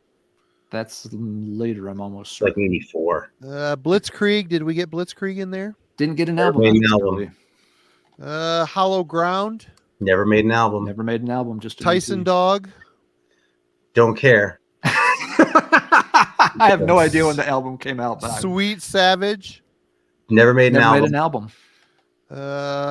Great bands, folks are naming. These are Sledgehammer.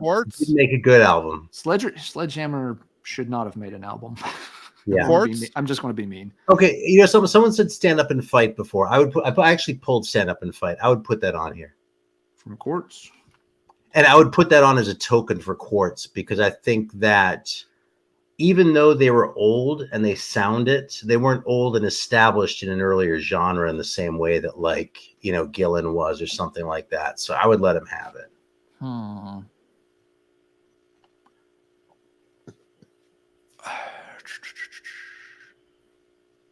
I'm not sure about the Quartz. Not in terms of music. The first. So let's see. Stand Up and Fight 80. Stand Up and Fight, I think, is their best record pretty easily. So that's why I think that's the one folks would want to consider. They had an album out in 77. Yeah. Motorhead had an album out around 76, 77, and we ruled out Motorhead for being a little too early. Quartz, here's the other thing about Quartz, actually. Quartz sounds old. That song Back in the Band on the Satan Serenade 12-inch, I love that song, but that sounds like a 70s hard rock sound. Okay. It's played with an 80s distortion pedal, but it sounds like a fucking 70s song. And in fact, I'm not even sure about the distortion pedal, now that I'm thinking about it again. Okay. Everything on the White Spirit album sounds like it was recorded in the 70s, too. Did we put that on there? No, we didn't. But I'm just saying, you know. Well, I don't think they always sounded as 70s they did in that example that I just gave. I did that to sort of play devil's advocate a little bit. No, I'm being goofy, but I'm less worried about the sound. Was Quartz a little too? If we excluded Motorhead for being a few years too early, is it fair to have Quartz on here because they popped up about the same time Motorhead did? Well, let me be honest about something here. I kind of feel like between two Fist albums and one Quartz album, that we feel that we should be able to come up with one album, but we're kind of not doing it, you know? Well, I mean, maybe we just can't. Yeah, exactly. You know, they may all just be second tier albums, or the Quartz album I'm not real familiar with. I've heard some stuff by the band here and there, and they've never blown me away, but my thought is just that, you know, Motorhead's, you know, the self-titled Motorhead 77, and we kind of said they were on the scene too early. All right, well, listen. The first one is 77. They're on this. I'm wondering if we have to kind of rule them out on a technicality, and I'm not trying to be a brat about it. It's just, if we open the door to Quartz, do we have to go back and open the door to Motorhead? Yeah, I don't think we do. What does everyone else think? I haven't heard it. I don't care. Yeah. If it's a good record, it's a good record. Yeah. I don't know if it's good enough to be on here. Okay. I guess it would be my other point. But well, let's go back to here. We got Quartz. What about Trespass or Spartan Warrior? No albums. Spartan Warrior had an album. No albums. What's that? Yeah, now Spartan Warrior did, but were either of them early enough? I don't think so. I think the first one was at 84, but I could be wrong. Let's see. Somebody's asking about Alcatraz. No, fuck Alcatraz, dude. I have never really considered them part of the new wave of British heavy metal. Maybe that's bad on me. I don't know. Wait, Alcatraz with a K? That EP? I was gonna say Alcatraz is Yngwie Malmsteen's band here in the U.S. No. There was an Alcatraz with a K and two Z's at the end from England. They did. Sorry, Yeah, I've heard the name, but I actually don't know that. Youngblood was a full length in '81, and Radio 5 in '82. They were on RCA, so that right away, that doesn't seem right. But it was a British band at the time. Was there? Have you heard them? Because I haven't. I can picture the cover. I know what it looks like, but I've never heard that. Youngblood's cover is real generic. Yeah, kind of a gold cover with like a. I mean, it's not meant to be a football, but it looks like you're looking at the seams of a football close up. Yeah, it looks really shitty. I'm sure I've heard a couple of the songs, but I really don't know either of the albums. Yeah, they were both on RCA. That's okay. This is one neither Iron or I are really that familiar with. So I'm not sure it counts anyway. I want to say I'm sus based on the fact that they were already on a major label in 1981, and RCA was not a label that was really poking around new wave of British heavy metal stuff. So, dude, if neither of us has ever really been tempted by it particularly, I think we're gonna have to leave it off. It might be something to investigate out of curiosity. I'm glad you brought it up. But yeah, to answer your question, there is no love for Alcatraz because we're actually just not familiar with them. So that's a big question mark. Alcatraz we'll just leave off. Urchin never had an album, just a couple of singles. What about Titan? Tytan. they only had one album, or they had one EP within the correct time frame. Okay, what about Gillen? Came out in '85. Gillen's Late. Dinosaur Rock. How about Dark Star? Dark Star. Okay. I'd give you Dark Star. What? What about Dark Star? I'd give it to you if it's not too late. I don't think it is. I think it's no, it's pretty early. Now, Dark Star should be about 80. I'm going to guess. It says their life expectancy was 78 to 85. Let's see, Dark Star 81, and yeah, I would be okay with the Dark Star. It's got a few. It's a little uneven. It's not amazing start to finish, but I think that one would be okay to put on Team Saxon. Light up that blunt, Ryan. There you go, Ryan. What's the name of the album? Self-titled. That's original. Okay. Let's see. We're right at the end of the list that Google gave me. Fastway's Too Late. Yeah. After Dark. Never made an album.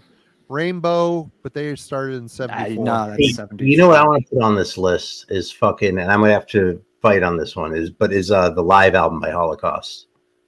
Hot Curry and Wine. I think that belongs on there. On sound. I think it's 83. Really, I think it's. I don't know. I may be wrong. Let's pull it up because the second album is 84, and that second album came out real quick after the live album. But let me check. You know, you guys are like saying certain bands can't make it because they're too old. Like Diamond Head started in 76, dude. If you have to rule out bands like Motorhead, not that I would say that they're necessarily a new album band, but Diamond Head's old. They're old, but I mean, they're quintessential new wave of British heavy metal. There's no doubt about that. Yeah. I mean, knowing when a band started or didn't start would be really hard to track down for most of these. I get your Saxon point, Marty. Started in 76. Oh, Saxon had been trudging away. I mean, Iron Maiden had been 75. Steve Harris had been trudging around for years. Yeah, I mean, all you can kind of really do though for the scene itself is look at when did they finally get something. When did the albums come out? Because we're evaluating albums here. Sure. Okay. I mean, the bands. Live Hot Curry and Wine came out in 83. Okay, well then we can leave it off. I don't find it surprising. I might have put it on. Okay. Yeah. I don't find it surprising that a lot of bands that are recording in the early 80s were forming in 76. Let's see. Ethel the Frog we talked about earlier and decided to leave off.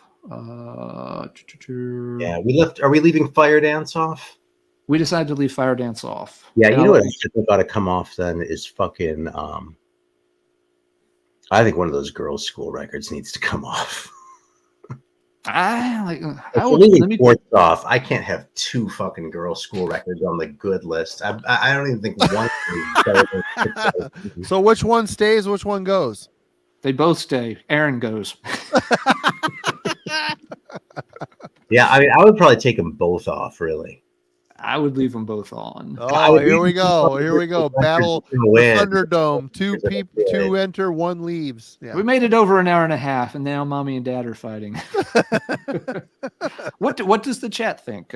First 2 girls' school albums. I'm going to lose if the chat's picking. I have no idea. Rock Goddess. Did anybody mention Rock Goddess? Weren't they late? No, so folks have not mentioned. We have not brought that up yet. That's a good one to bring up. No, but you know something, we can also dispense with that pretty quickly because fuck Rock Goddess, dude. Nobody gives a shit about that. They're the ones that are like played without any shirts on. I mean, I like that. That's pretty cool. No, I don't think so. They. Okay, so if it's important to Marty, we can put him in Team Venom. I don't care. Because we've established that they're not getting in on the strength of their album. So there's no place to put them but Team Venom. Yeah. So there are some folks who are really big on Rock Goddess. I know King Fowley loves that band to death. Dude, King Fowley likes a lot of shit. Let's be honest. Well, we all like a lot of shit, but I can't. Look at me in that's house hucking these stones. Let's see. The Bitches Sin album we talked about earlier, and to be honest, that first albums were pretty weak. I don't know, Teddy Tommy, if that Randy ever did a full length album. Did they? Did not do a full length, and they're from Denmark. So right on. They're out on a few counts. Dude, these Frank is getting a little bit of a pleasure from the girls' school fright. Frank, you help us settle the girls' school issue. What should Frank, put them on or not? What do you think? Sweet Savage, Andre Sweet Savage is a great band, but they never made an album. Fraser, that's cool if you like Rock Goddess. A lot of folks really do. I just never could get into that album. Dude, nobody can get into that record because it's a piece of shit. You know who buys Rock Goddess records? This is part of on this crusade. No, people who buy Rock Goddess records are people who like hear about this new wave of British heavy metal shit and they start looking for records and they go, oh, this one's from the UK and it's from '82. And since those records are fucking common, they get those and they take them and they go, what a fucking piece of shit. How did I get suckered into this? How come it doesn't sound like Venom? Okay, I'm exaggerating a little bit now. But those are lame records, man. Let's see. Somebody asked about Spartan Warrior earlier. Their albums didn't come out until '83 and '84 and thereafter. So, yeah, Spartan Warrior is not in the mix.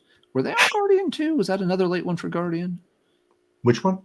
No, Spartan Warrior. Was their first one on Guardian? I think Steel so. and Chains. Steel and Chains was, Steel and Chains was still on Guardian in '83. Okay. All right. Ryan says, got to give girls' school on the girls' school on the list if you're even considering Quartz. Well, here's the thing. Part of the issue is that we have 2 girls' school on the list. That's because they're both really good. I've seen more people on the VC showing Hit and Run that I've seen showing the other one. Demolition. Parasite Teddy is Swedish. That's because you got to hunt for the good shit, man. Gaskin, End of the World. Have we talked? Yeah, we've got Gaskin on the list. It's on the list. It's on the list, Andre. Yeah, that's it. Sorry if it's a little small, but it's kind of how it shows it. Yep. So are we done with this list? Is this list complete? It feels like we haven't had anything else come up for a bit here other than the girls' school debate. Did we talk about Spider? No. I was going to say we might have talked about it and been done with it so quickly that I just forgot. Teddy Tommy said, "Where's Parasite? Does that count because it's so good?" If it's the Parasite I'm thinking of, it's the Swedish band. It's a Swedish band. Unless there's a new wave of British heavy metal Parasite, I'm unaware of it. No, he's probably thinking of the Swedish band. This stream will cause the great metal VC schism of 23. Nah, we're good. It'll be Team Girl versus Team School. Yeah. So, Alan, why don't you tell us all and tell the chat especially how you've just been chomping at the bit to put Heritage Remorse Code on the list. Because that's a dirty, rotten lie. Yeah, here, Andre just put that up. Remorse Code Heritage. Oh, Frank said the list is complete. It's wrong, but it's complete. I think Frank just wants the hurting to stop. Well, you know what? This is our list in this discussion. You know that we all have you along for the ride. You've all kind of contributed to it, even though the two gatekeepers here are slamming the gate shut on many of you. But you know, that's the way it goes. So who else belongs in Team Venom? Who's on the list right now? Where do we think we made a mistake here? I actually think this is pretty. I'm not seeing any of this where I'm going, yeah, that really should go in the other column. This is looking pretty. No, I agree. Yeah. I mean, there's a couple of them. You can make a case for being a little outside the sound, but not a ton. I mean, you know, some of Holocaust stuff gets heavier, but some of it doesn't. No, I think it's okay. Okay, there are 5 bands there that have 2 records each. All right. Let's see. Yes, you got Saxon has 2, Legend has 2, Tigers of Pantang has 2, Girl School has 2, Raven has 2. I would kill Rock Till You Drop. It's a great record, but I prefer. But actually, let's see. Venom and Iron. Did we leave Killer? No, Iron Maiden's Killers was still on, right? I took Killers off because you guys said it shouldn't be there. Oh, I would have left Killers on. That should go in Team Venom or Team Saxon, weren't we? I would have just put it on Team Venom, maybe. Yeah, I'd put it on Team Venom. I would still have Killers on here. I love that fucking album. That's my favorite Maiden record. Oh yeah, no one's arguing that it's not a classic. It's just where it went.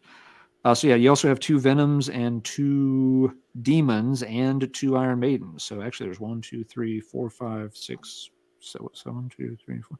I think there's 8 bands that have 2 albums each on here. So that does go back to your point earlier, Aaron, that even though maybe the list is a little longer than you thought it might have been at first, part of it is good bands managed to get not just 1 but 2 good albums out in this time frame. I mean, I'd still maintain that a lot of these records are kind of okay. So when I look at this list, when I say what are the best records on here, a much larger percentage of the ones in Team Venom are great than in Team Saxon.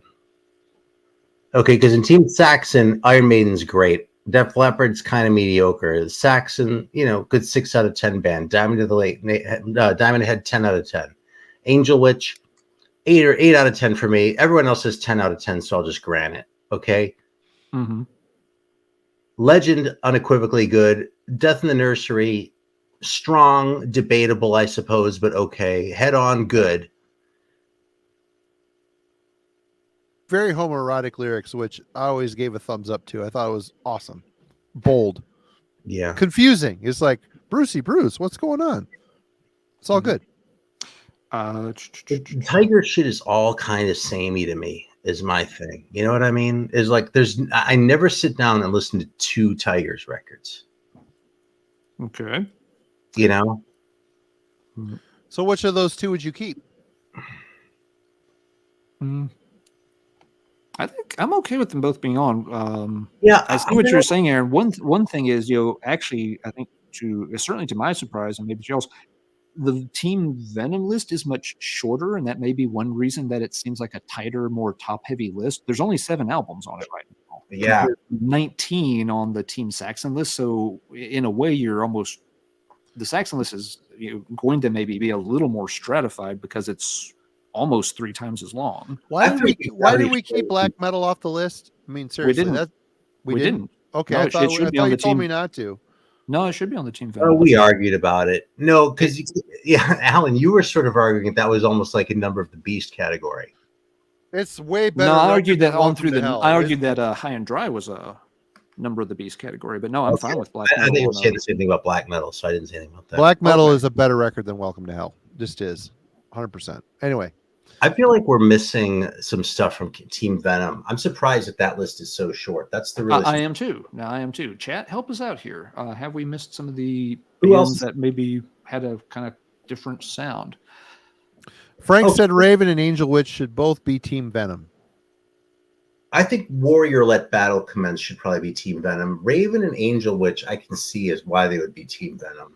I could see that too. Again, that's Well, I'll make the change here. Hold on one second. Uno momento, por I don't know favor. about Raven though, man, and I don't really know about Angel Witch because Raven has that working class aesthetic, which is really sort of the central thing, and they don't quite express it like anybody else. You know, they don't sound like Saxon, but they sound a lot more like Saxon than they sound like Witchfinder General or Number of the Beast. I would move. If we were going to move something, I would move the Angel Witch before moving Raven. Yeah, I would leave Raven. Angel Witch, I'm really kind of on the fence too, but Angel Witch I'd be okay with putting in column 2. Angel Witch does have that, a little bit more of that heavier, darker Sabbathism about them compared to a lot of bands from that time. So Angel Witch is going to Venom?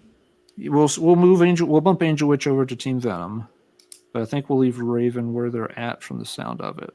And I think some of the ones that we cut out should probably go in Team Venom too. Like I think Warrior Let Battle Commence should probably be in Team Venom rather than not being on the list at all. Is it good? I haven't played that album in ages. Is it good enough to be like a really great new wave of British heavy metal album? I'm going to defer to you on it, Aaron, because I haven't heard it in so long. I think it's a really good album. I don't think it's a very strong metal album. I mean, it's kind of not a metal album.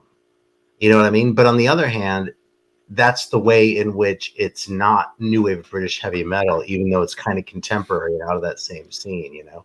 I suppose you could make the same argument for Nightwing, but Nightwing is just not as heavy in intent, I don't think. I don't know, man. So who am I putting on Team Venom? What was that? Well, the one that I'm talking about is Let Battle Commence by Warrior.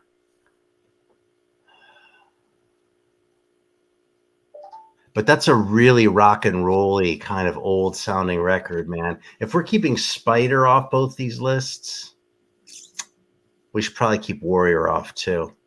But there's some others like that I think we're still forgetting. I'm taking it off. I took it off. Yeah, take it off. Everybody keeps going back to Saracen. Everybody, I've heard, I've seen like 5 or 6. It's nice it's really nice to see some love for Saracen out there, and I like the album. I can't put it on the list of best new wave of British heavy metal albums ever, though. I just can't. Okay, here's a question just for fun. If Ryan, take another drag, man. You got to mellow out there, dude.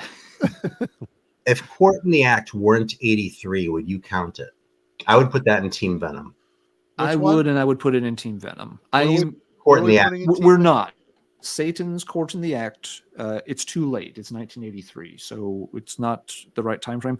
But I agree, Aaron. I would put it on the list, even though personally I am not as high on that album as most folks. And I would put it in Team Venom, but it's a year late. Warrior Let Battle Commence was the first self-financed new wave of British heavy metal album. Good for you, Warrior. You go, Warrior. I'm sorry, that probably sounded catty. Wait, who said that? Last Rites, Helvelian. I do not know what that is. I don't know what that is either, but you know something? I think it's more likely that it's not new wave British heavy metal and that neither Alan nor I have heard of it. I want to look it up just out of curiosity, Andre. I do not. It rings no bell. Last Rites. I'm actually cheating now too and looking at another list. So Chateau is 83. Yeah, I would have mentioned Chateau, but they're too late. I don't see a Last Rites from the UK on the mothership. So maybe it's this Ireland thrash band? I don't know. Who is this band, Andre? Let's see. I think the Last Rites thrash, maybe. I've lost a subscriber in Frank. Sorry, Frank. We've let you down. Well, it seems like we've kind of wound down here a bit. I just unsubscribed from Alan's channel. Oh wait, Helvelian is the band name.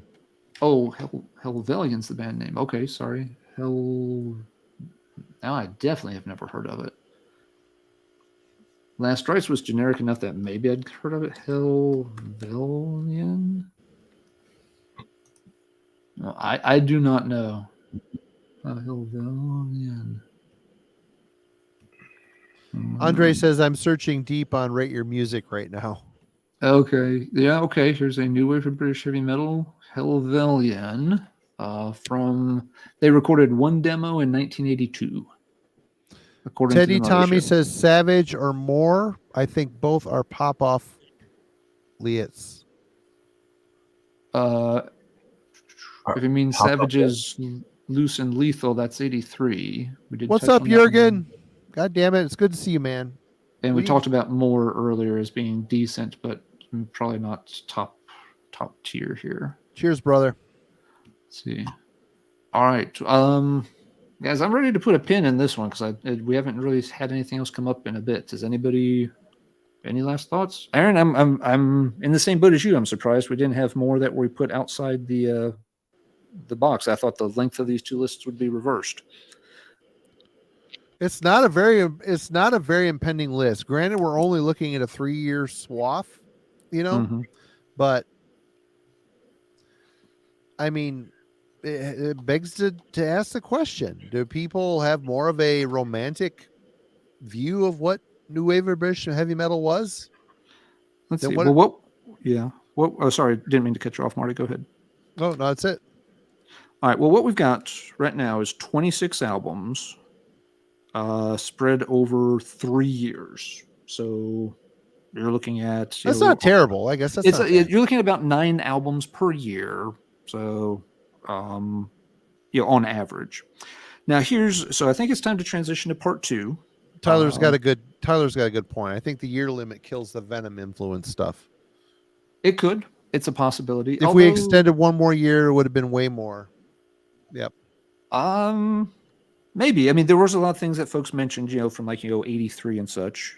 Remember, it's not Venom influence necessarily either. If you mean literally Venom influence, then absolutely 100%. Oh, yeah. The longer you go, the more and more you would get of that. As far as bands from the UK from that era that don't sound like the new wave of British heavy metal sound, I also think it's true that there'll probably be more, because some of the ones that I thought were going to be on Team Venom are just too late. Yeah, Satan. I thought we were going to have 2 Witchfinder General albums off the top of my head. I would, yeah. I wasn't thinking about that one being 83. And I don't remember. There were a couple others though where I thought we were going to have a few there. Mm-hmm. Yeah, Teddy. Head On is on there by Samson. Yes, we do have that one on. All right, but so we have this number 26, and that's a piece of information. But as we're looking at it, we're kind of like, well, is that a lot of albums or is it not? At first, like Marty said, it doesn't seem like a huge number. But in only 3 years, 9 albums a year, it's not a tiny number either. So what Aaron and Marty and I thought we would do is try to come up with a point for comparison. Because right now we have a number, but it's a little hard to put in context. I think if you asked most folks, were there more good early thrash albums or more good early new wave of British heavy metal albums, a lot of folks will say, oh yeah, thrash has tons and tons and tons of stuff. But do they? So what we're going to do here for part 2 is basically the same kind of exercise, but looking at the first 3 years of thrash metal. And so 83, 84, and 85 thrash metal releases. The one kind of the other restriction we have to put on this, we can't compare a global thrash scene to one small island nation's heavy metal scene. No, that would be fucking ridiculous. Insane. Yeah. Of course, you're going to find 100 thrash albums very rapidly compared to that. So what the three of us decided to try to do here is we're going to limit it to the California thrash scene. That of course there's some reasons this is fair. It's the first few years of each scene. Both scenes are early 80s, so it's not like one of these scenes gets the benefit of the internet era versus the other. If California, was as central to thrash as any other place you can name. Yes, you had bands on the East Coast and bands that would, from Germany and such, but California is pretty damn central to it. Yes, Melanie. What's a twist? Melanie's already shit canned about $100 off the new wave of British heavy metal. Now she's gonna be pissed off about this too, but hang in there. Just don't tell your wife. Tell her everything's fine. Nothing to see here. All right. Hey, listen. Can we go back to the previous one for just a second? Sure. Hold on. Mm-hmm. Just before we get too far with this, because I'm kind of getting a little bent out of shape or something here. Oh, okay. All right. Well, let's put the brakes on the thrash the list before. Man, while you're getting bent out of shape, I need to go pee. I'll be right back. Go Okay, right I can accept both girls' schools still being on there, but I can't abide those being on there along with that shitty Def Leppard record, man. Neither of us like that Def Leppard record enough to put it on this list. If we're removing shit based on quality and we left Fist off and Quartz, I think we should fucking keep that off. Well, Quartz, I guess, was sort of a combination of factors, really, so that's not fair. Yeah, but the Fist record, I think either of those Fist records is at least as good as On Through the Night, man. Might be. I wouldn't disagree with you in terms of quality. I think for me, this is one where I'm putting my personal taste aside. I'm not nuts about that Def Leppard record, but I think if you went out and asked 10 new wave of British heavy metal fans, you're going to have 7 or 8 people tell you, yeah, that's a really good album and they like it and they would consider it, one of the big ones from that era. So I would argue for leaving it on there. And again, the whole thing's a thought exercise, but it was never just our personal favorites list, right? So yeah, a ton of this stuff would be really different. Well, that was part of it. You didn't like that one either, Yeah, neither of us are big on the album, but it's a big enough album liked by enough people that I think it should stay on the list. Okay, I'll back down.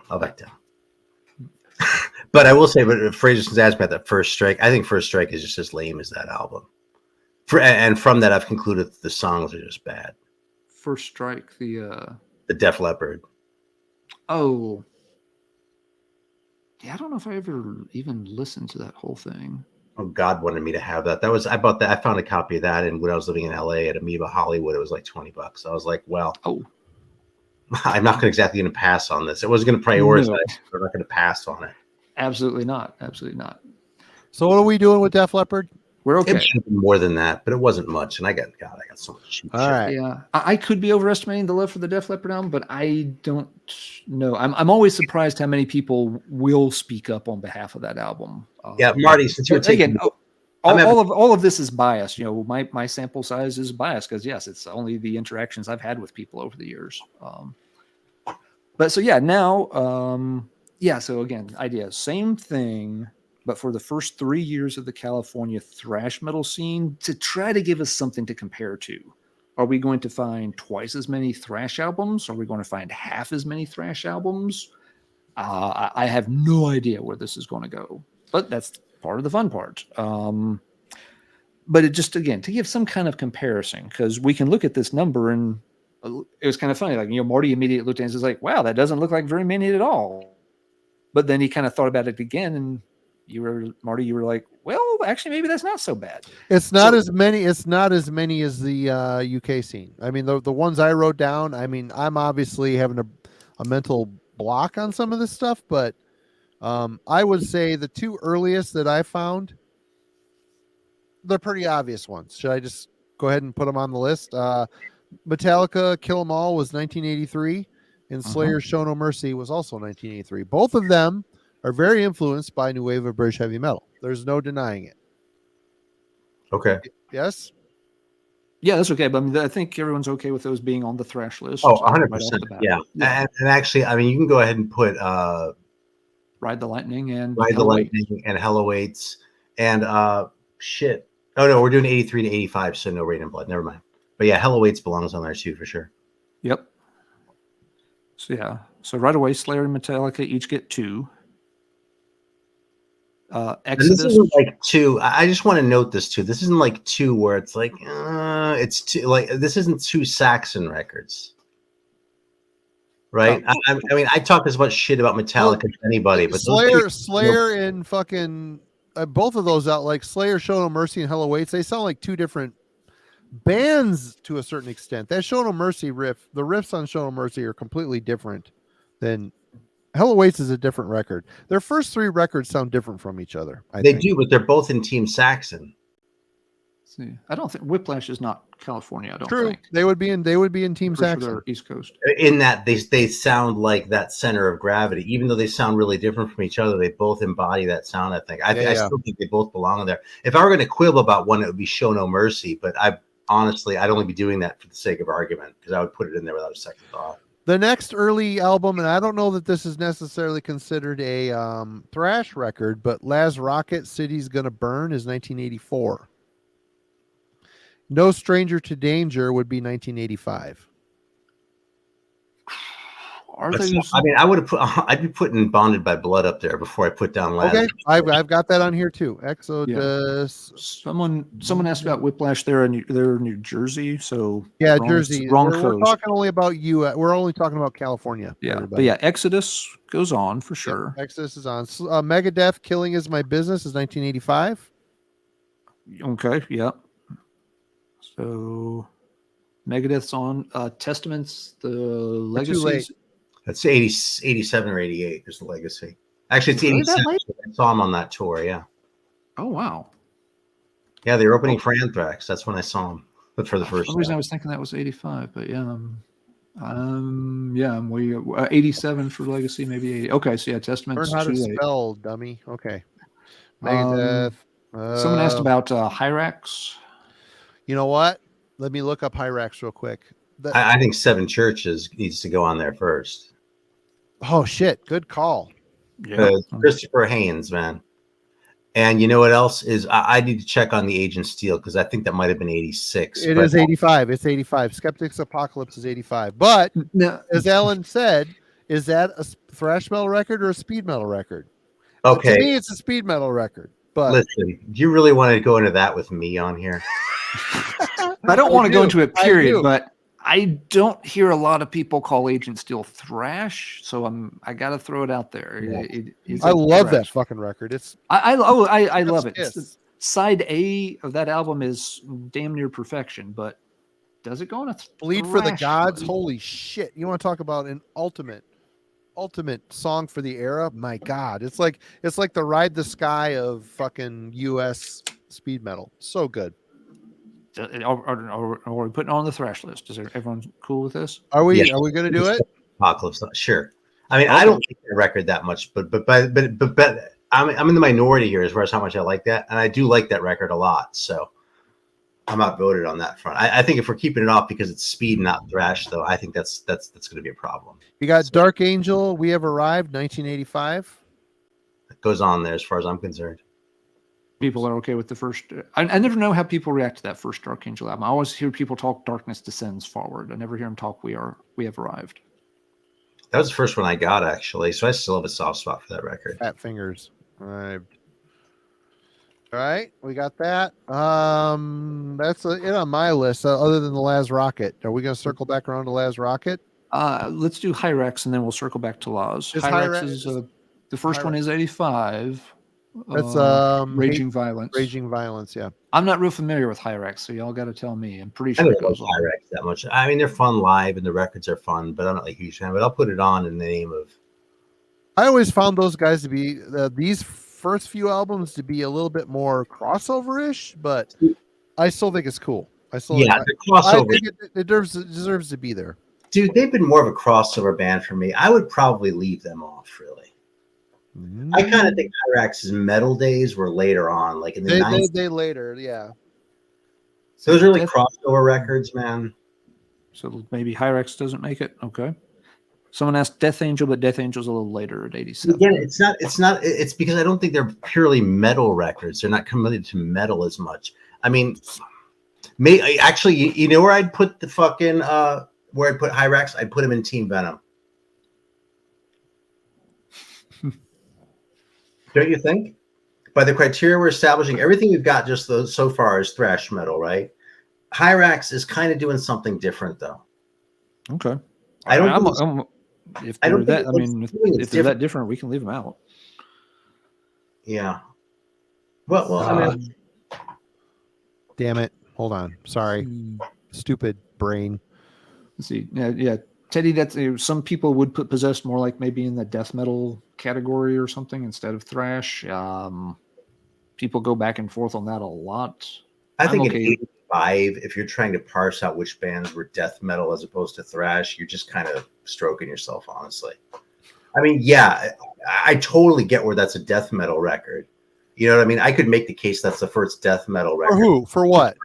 possessed 7 churches. 7 churches. That they coined the phrase, but there was another band that said that before them. Well, Onslaught said it about the same time, Yeah. but forget about what they were saying, because Venom was making up all sorts of bullshit about what kind of metal they were. Dude, back in those days, I've had this conversation. There's people that definitively say it's the first death metal record. That to me is a dark thrash record.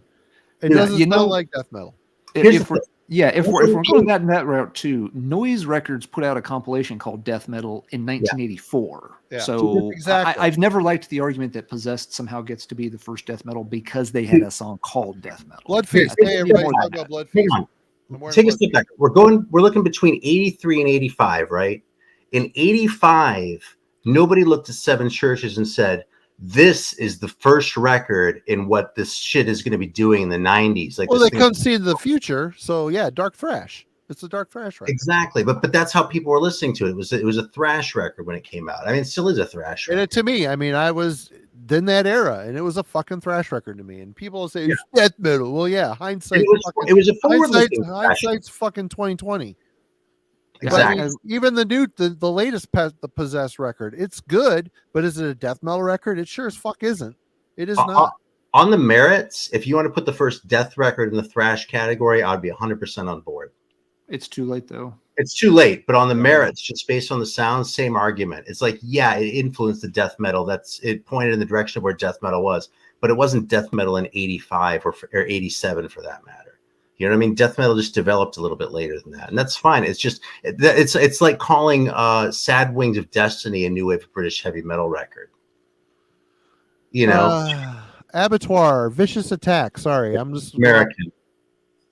Well, yeah, we're going for California. Oh, I'm sorry. I was still thinking new wave shit. Where were they from? Abattoir? I don't know exactly. They're from Canada, California, I believe. Are they? Because they had members with Cirrus and Agents. Well, yeah, maybe they were. I'm double checking. Yeah, I'm not the biggest. They're California. They're California. They had wait. Did they have an album? Which we're talking. Vicious I Attack? apparently can't spell. Abattoir is kind of a weird word to spell. It's okay. What the Wouldn't be fuck? 2 T's.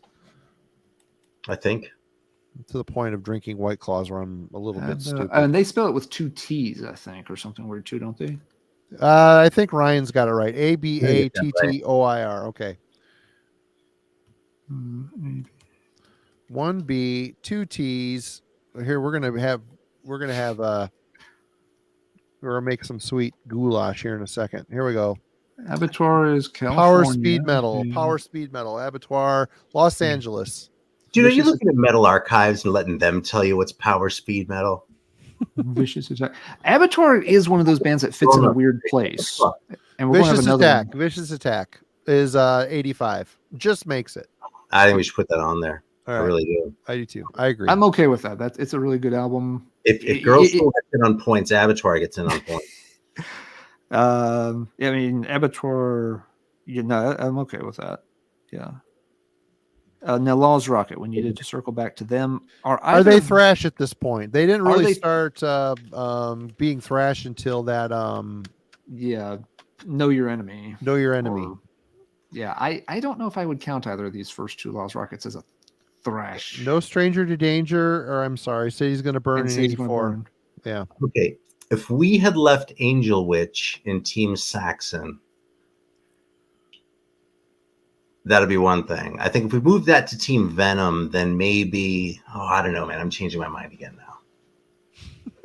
now.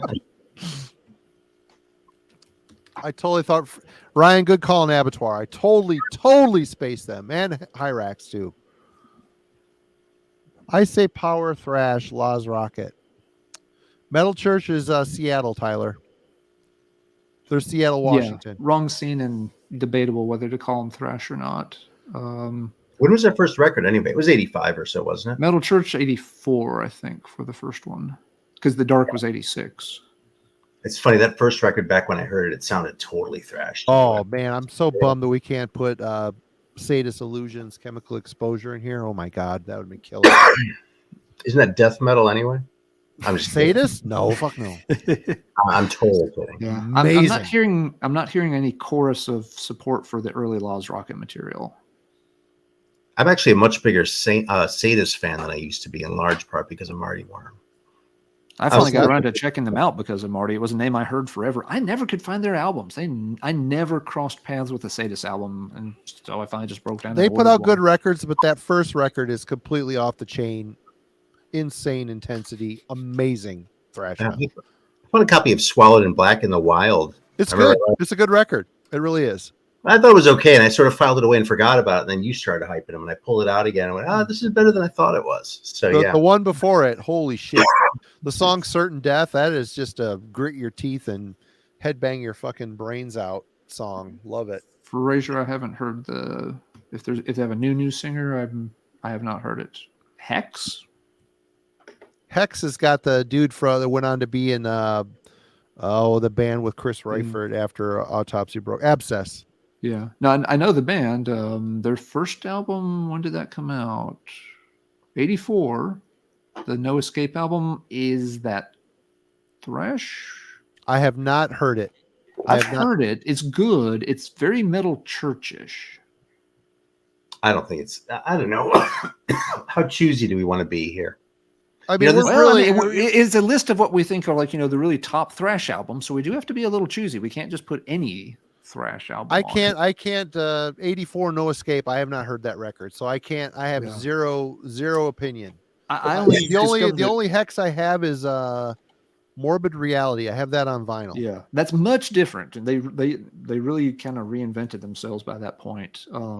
See, I kind of feel like I'm okay with I kind of feel like Hex and Abattoir together combined deserve one album on the list. I like Abattoir better, so I'm happy with Luke's Attack on that. But I'm inclined to leave Hex off for that. I mean, you see the logic, right? I mean, it's kind of ridiculous, but just as far as how strongly I feel about the bands, Mm-hmm. No, Hex. I'd probably leave Hex off just for quality, but I don't dislike Hex. Just want to say. Yeah, I guess I'm. Yeah, Someone mentioned Suicidal Tendencies in the chat. Okay, and let's leave Hex off. Although it's a good album. But yeah, I'm not sure it may be just outside the target zone. But Suicidal, okay. I mean, Suicidal's that's not metal. That's punk. Are they metal enough at that time? Their first album is punk. It's a punk hardcore. It's that's my favorite Suicidal album. Dude, no. As far as I'm concerned, no Suicidal Tendencies belongs on this list. That's man. I've heard a lot of these records, but I mean, you could almost argue that that's too late. It's too late. Suicidal, the debut is 83. Their next album, Join the Army, is 87. Until 87, they're completely out of it. Yeah, I didn't know that. I didn't know there was that big a gap between those two. I didn't either. Yeah. By the time you get to How Will I Laugh Tomorrow, you could make a case for them being. They definitely have a stronger metal influence by that point. But again, that's neither here nor there for this discussion. So Violence is out. They're too late. What's Melanie proposing to die for? I've missed an important comment here. I feel like Heathen Breaking the Silence is 87. It's too late. Forbidden's too late. Yeah, Forbidden's way too late. Testament too late. Laz Rocket, Heathen, Forbidden, Exodus, Evil Dead. They're too late. Uncle Slam I don't know. Dude, there's no band called Uncle Slam that belongs on this list. That's some bullshit. On my ass. What about Beowulf? They're another one of those Venice bands. Fuck that shit, dude. That's not metal. Dude, you know what that shit is? That's the shit where you know why people even bring that shit up? Because when they were in high school, there was nothing else there. They saw that Beowulf record, they pulled it out and looked at it. They convinced themselves that it looked cool, and they were desperate, and they took it home and they convinced themselves it was good. And now they don't want to double back on themselves and just cop to the fact that they got suckered by a shitty fucking record. And so they're pretending that they like this record when everyone knows that it sucks. Death Angels too late. Be right back, guys. What do y'all think about that, you motherfuckers? What about Cryptic Slaughter? What year did those guys? That's kind of crossover. I really like that Cryptic Slaughter shit though. That was awesome. I'm taking such a hard line here because I never Convicted was 86. It's too late. I mean, even Hyrax was too punk for me back at this point in time. I could barely tolerate something like DRI. About Blind Illusion, the Sane Asylum. Up too late. I mean, Yeah, that's way too late. That's way too That's late. too shitty too, right? The record sucks, It man. doesn't suck, but it's not great. It's a kind of a ugh. Hey, I typed in 80s California thrash bands, and on the list Google placed Red Hot Chili Peppers. Yeah, that's why I was giving you shit about using Metal Archives before too. All right. They're about the same in my book. Did I miss anybody? No, Defiance is late. Epidemic is late. Defiance. Oh, if we put a Mordred's Defiance album on late. here, I'm gonna cry. I love that everyone's fighting me on all these bands. It's kind of awesome. I don't know why Metal Church is on this list because they're Washington State. Yeah, we can't put. Yeah, Washington's not. It's California thrash, 83 to 85. Terror is a good one, but I think they're too late. I don't know about California either. Holy Terror would be too late because that's post Agent Steel. I mean, were we too? I mean, we called it California. I mean, obviously, I didn't check to see the demographic of population. Actually, I did. You did? Okay. Yes. I was going to say, are we good here? I mean, it's not a perfect comparison in terms of. I checked both square mileage for geography and population. California is roughly twice as big as the UK but the UK did have a higher population. I want to say it was 60, right at 60 million. And these are 1980 census figures. Okay, I was going to say, yeah. Yes, I checked the 1980 census figures. I'm a nerd. I'm okay with this. See, yeah. I thought you did it. That's the difference. I mean, that's why you're the brains of this operation. I'm like too, like, I thought about it a little too late. I'm too much of a procrastinator to actually do anything truly great. I wonder what the population of California was in 1980, though. In 80, it was about 37 million is the number I found. And for 37? Because it's like 35 now. I can't believe they've lost that many people. A lot of people have moved to Texas after the pandemic. Let me double check my notes. It's been a few days since I looked it up. Let me double check. Yeah, it's not a perfect comparison. That's why Alan's a professor. I'm just the freaking knuckle dragger of this group here. Where did I put it? Okay, sorry. You're right, Aaron. California in 1980 was 23 million, round up to 24. Okay. And the UK population was about 60 million, right? Now I think the UK is about 56. 56. Okay. So 23 versus 56. So yes, so we could have added Washington. We could have added Portland or Oregon and Washington. We can open this up a little bit because I think are we overlooking anything in the California thrash scene? I'm not sure we're not overlooking shit. Give me another second here. Let me. I've looked, and man, we're looking at the list here. I mean, and Charles, that's actually Charles has a good point here. When you start packing people in tighter, you're going to have more music scenes pop up because people are going to find each other and form bands a lot easier. Actually, one reason why I thought California in specific was good, though, even though we have about twice the population in the UK. Mm-hmm. Is because you have the population centers in the north and the south in both places. Yeah. Because it's around London and around, I guess mostly Newcastle, but obviously a lot of people like Birmingham and shit like that. Yeah, but I mean, California, you got San Francisco, LA, San Diego. I mean, the same kind of thing where you got a few huge population centers where a lot of this stuff would have come out of both scenes.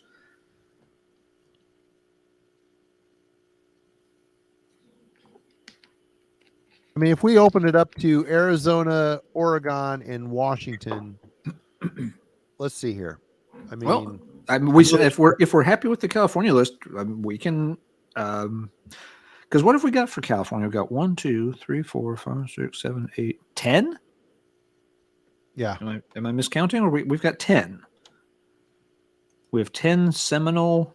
11. 11 if you go over to the Venom camp and click Hyrax, Raging Violence. Hyrax would make it 11 if you go that. So 11 sort of, essential thrash albums from the California from the I first think you're 3 or right. 4 years. I think you're right, Frank. I don't think opening it up helps sell that much. I mean, we get to add Metal Church. Let's open it up. Let's open it up and go up and down the whole West Coast. You're not going to get anything out of Arizona or Oregon in the 80s. I mean, there's Sacred Reich from Arizona, but their Ignorance, which is a killer fucking record, doesn't hit until 87. It's too late, and that's. Yep. I'm going to fight with that one anyway. Oh yeah, no. I'm not a Sacred Reich. Sacred Reich was never my band. Oh, that first album is killer. You guys are wrong. It's boring. 85, 85, Oh. 86. Well, Metal Church doesn't even make the list. Metal Church came out in 84. The Dark came out in 86. It doesn't make the list. Self-titled could if we call it a thrash album. I don't like calling that a thrash It's not a thrash. Oh wait, Yeah. 84. Yeah. 83. 84, the self-titles would be in the right time frame, but I've never liked calling let's thrash. Hey, let's look at something else here though, because there's one other thing that I think is really kind of sticking out a little bit here.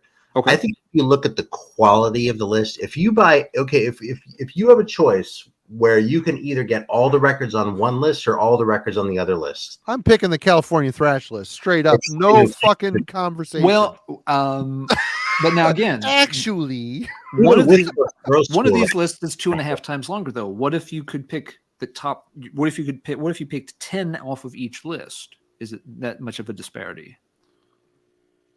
Well, I mean, I'm not really counting any demerits here, so I think I don't think it helps if you take away the worst ones. So if we take the top 10 on the new wave of British heavy metal list, like first 2 Iron Maidens, first 2 Venoms, what else have we got here? A Diamond Head, an Angel Witch, that's 6.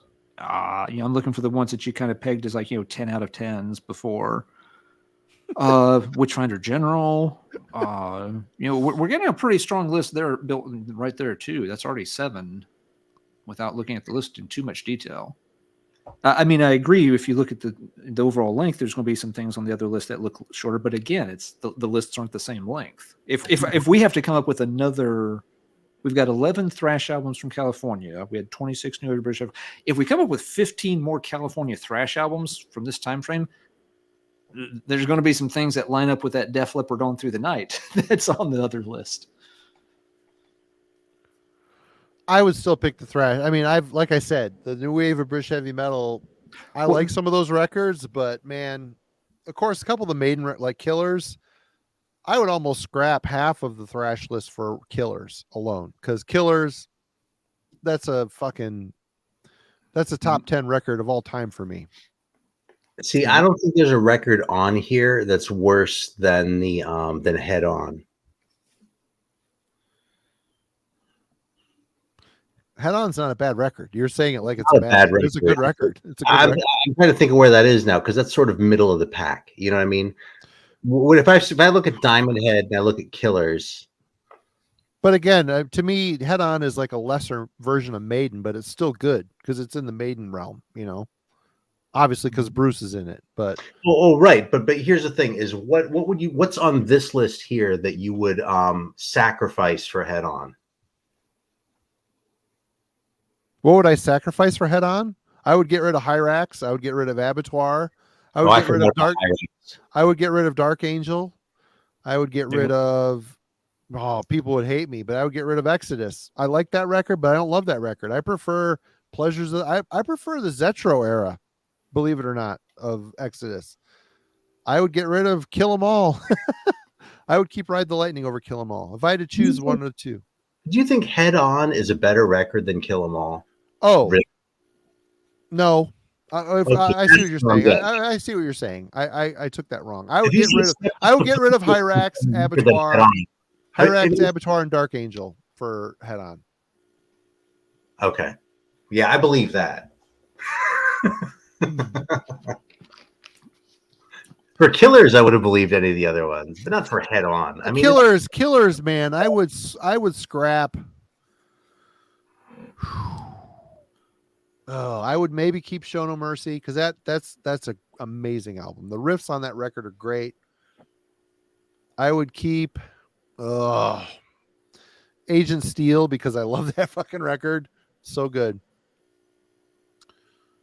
I don't know. See, when I look at these two lists in total, I just feel like this list is a lot stronger. And I'm not sure that Alan isn't right, that we've diluted the other lists enough that it's just as good. It just doesn't look as good because there's sort of more like less good things hanging around there. Whereas this is all lean, we're all fat because that's where the flavor is, right? Yeah. We can do a couple of things. we could try to put we've got basically have, a 10 album thrash list. We can look at the new wave of British heavy metal list, part down to a top 10, Let's and do then that. compare the two side by side. Or we could try to build out this thrash list and see, if we include all of North America, if we bring in Canada and the East Coast, does it start to be comparable in length? You're really starting to push it because you start increasing the populace. It's not a fair fight. It just isn't. It's not, but it's kind of interesting that as it is, we've the thrash list is not even half the length of the new wave of British heavy metal list, which I don't think is something any of the three of us expected. So I'm kind of wondering how far we do have to extend it before it starts to balance out. But we don't have to do that. Okay. Well, here at some point it does become silly.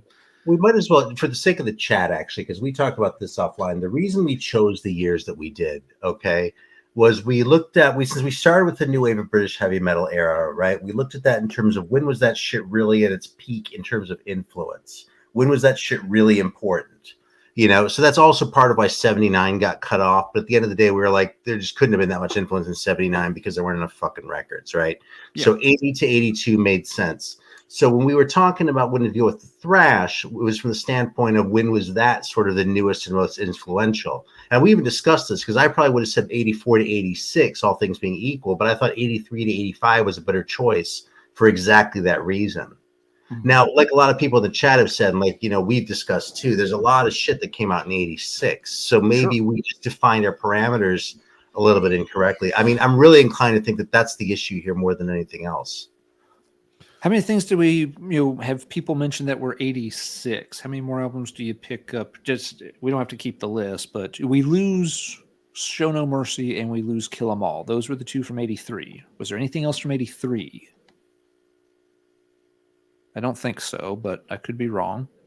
Well, let's just add a third to the list. You know what I mean? If we have like a third more records of comparable quality, would it be a better list then? Maybe that's too abstract because we're trying to compare an apple to an imaginary apple. Yeah. With 86, you add another Slayer album, you add another Metallica album, you still don't add a Testament, you don't add another Exodus. What about Forbidden? You don't think you even add Forbidden? You don't add Forbidden. You get one more Megadeth album. Forbidden's like 88 or 89. I know Twisted Into Form was 90. Yeah. There's a little bit of an increase. So you lose 2 and you gain more than 2, but I don't know if you gain that many from going to 86. A lot of the stuff, folks, were, again, the Testaments and Death Angels and stuff like that. That's 87s and stuff. Those are that's the equivalent of all the ebony. Those are the equivalents of the Chord and the Act and the Loose and Lethal type albums that they're just going to fall outside that. They're the second wave. If we would have shifted these dates like a year or two further, it would have encompassed a lot more thrash records, a lot more killer fucking thrash records. Hellstar is Texas, Fraser. Cryptic Slaughter is outside of our scope, and they're more crossover. Mm-hmm. Yeah, but that's part of it too. The thrash metal scene continued to grow and grow and grow. It's still a going concern today. It's maybe past its heyday in a lot of ways, but thrash never really went away. Maybe part of the 90s, but that's you could keep adding thrash albums for decades. New wave of British heavy metal, you can't really do that. There definitely comes a point where you're just not going to get anything, and it comes pretty soon, which was another reason, like Aaron said, we stuck to comparing just the first 3 years from each of the two scenes. Both scenes, when you start seeing real albums, real important albums getting dropped. 83 for thrash and 80 for new wave of British heavy metal.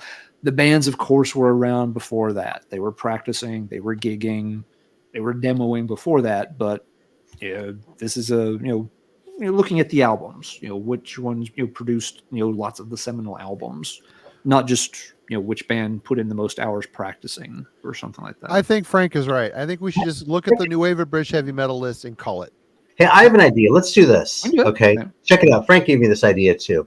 Okay. I think, how about if each of us looks at this list and decides how many just for the good list. Okay, so only the Team Saxon decide how many we'd call and make a note of it. Then look at the other list, decide how many we'd call and make a note of it, and then like argue like each one which one, so we can see how close we are. Because if we both I decide, can't call. I mean, I there's some shit I would call on here, but I haven't heard 90% of these records. well, here's where I'm going with this. Is I'm thinking if we all look at this and independently, without sort of talking each other into shit, if we all look at that one list and go, yeah, I really can't call anything off this one, but we look at the other one and go, I could actually call half this shit.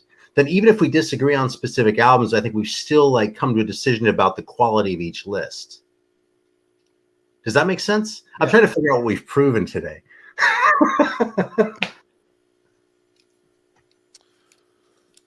Oh yeah. Okay, so the question is, how many would you call based on how good they are? Okay, so how many do you think you could cut from the list if you just wanted to keep the great records?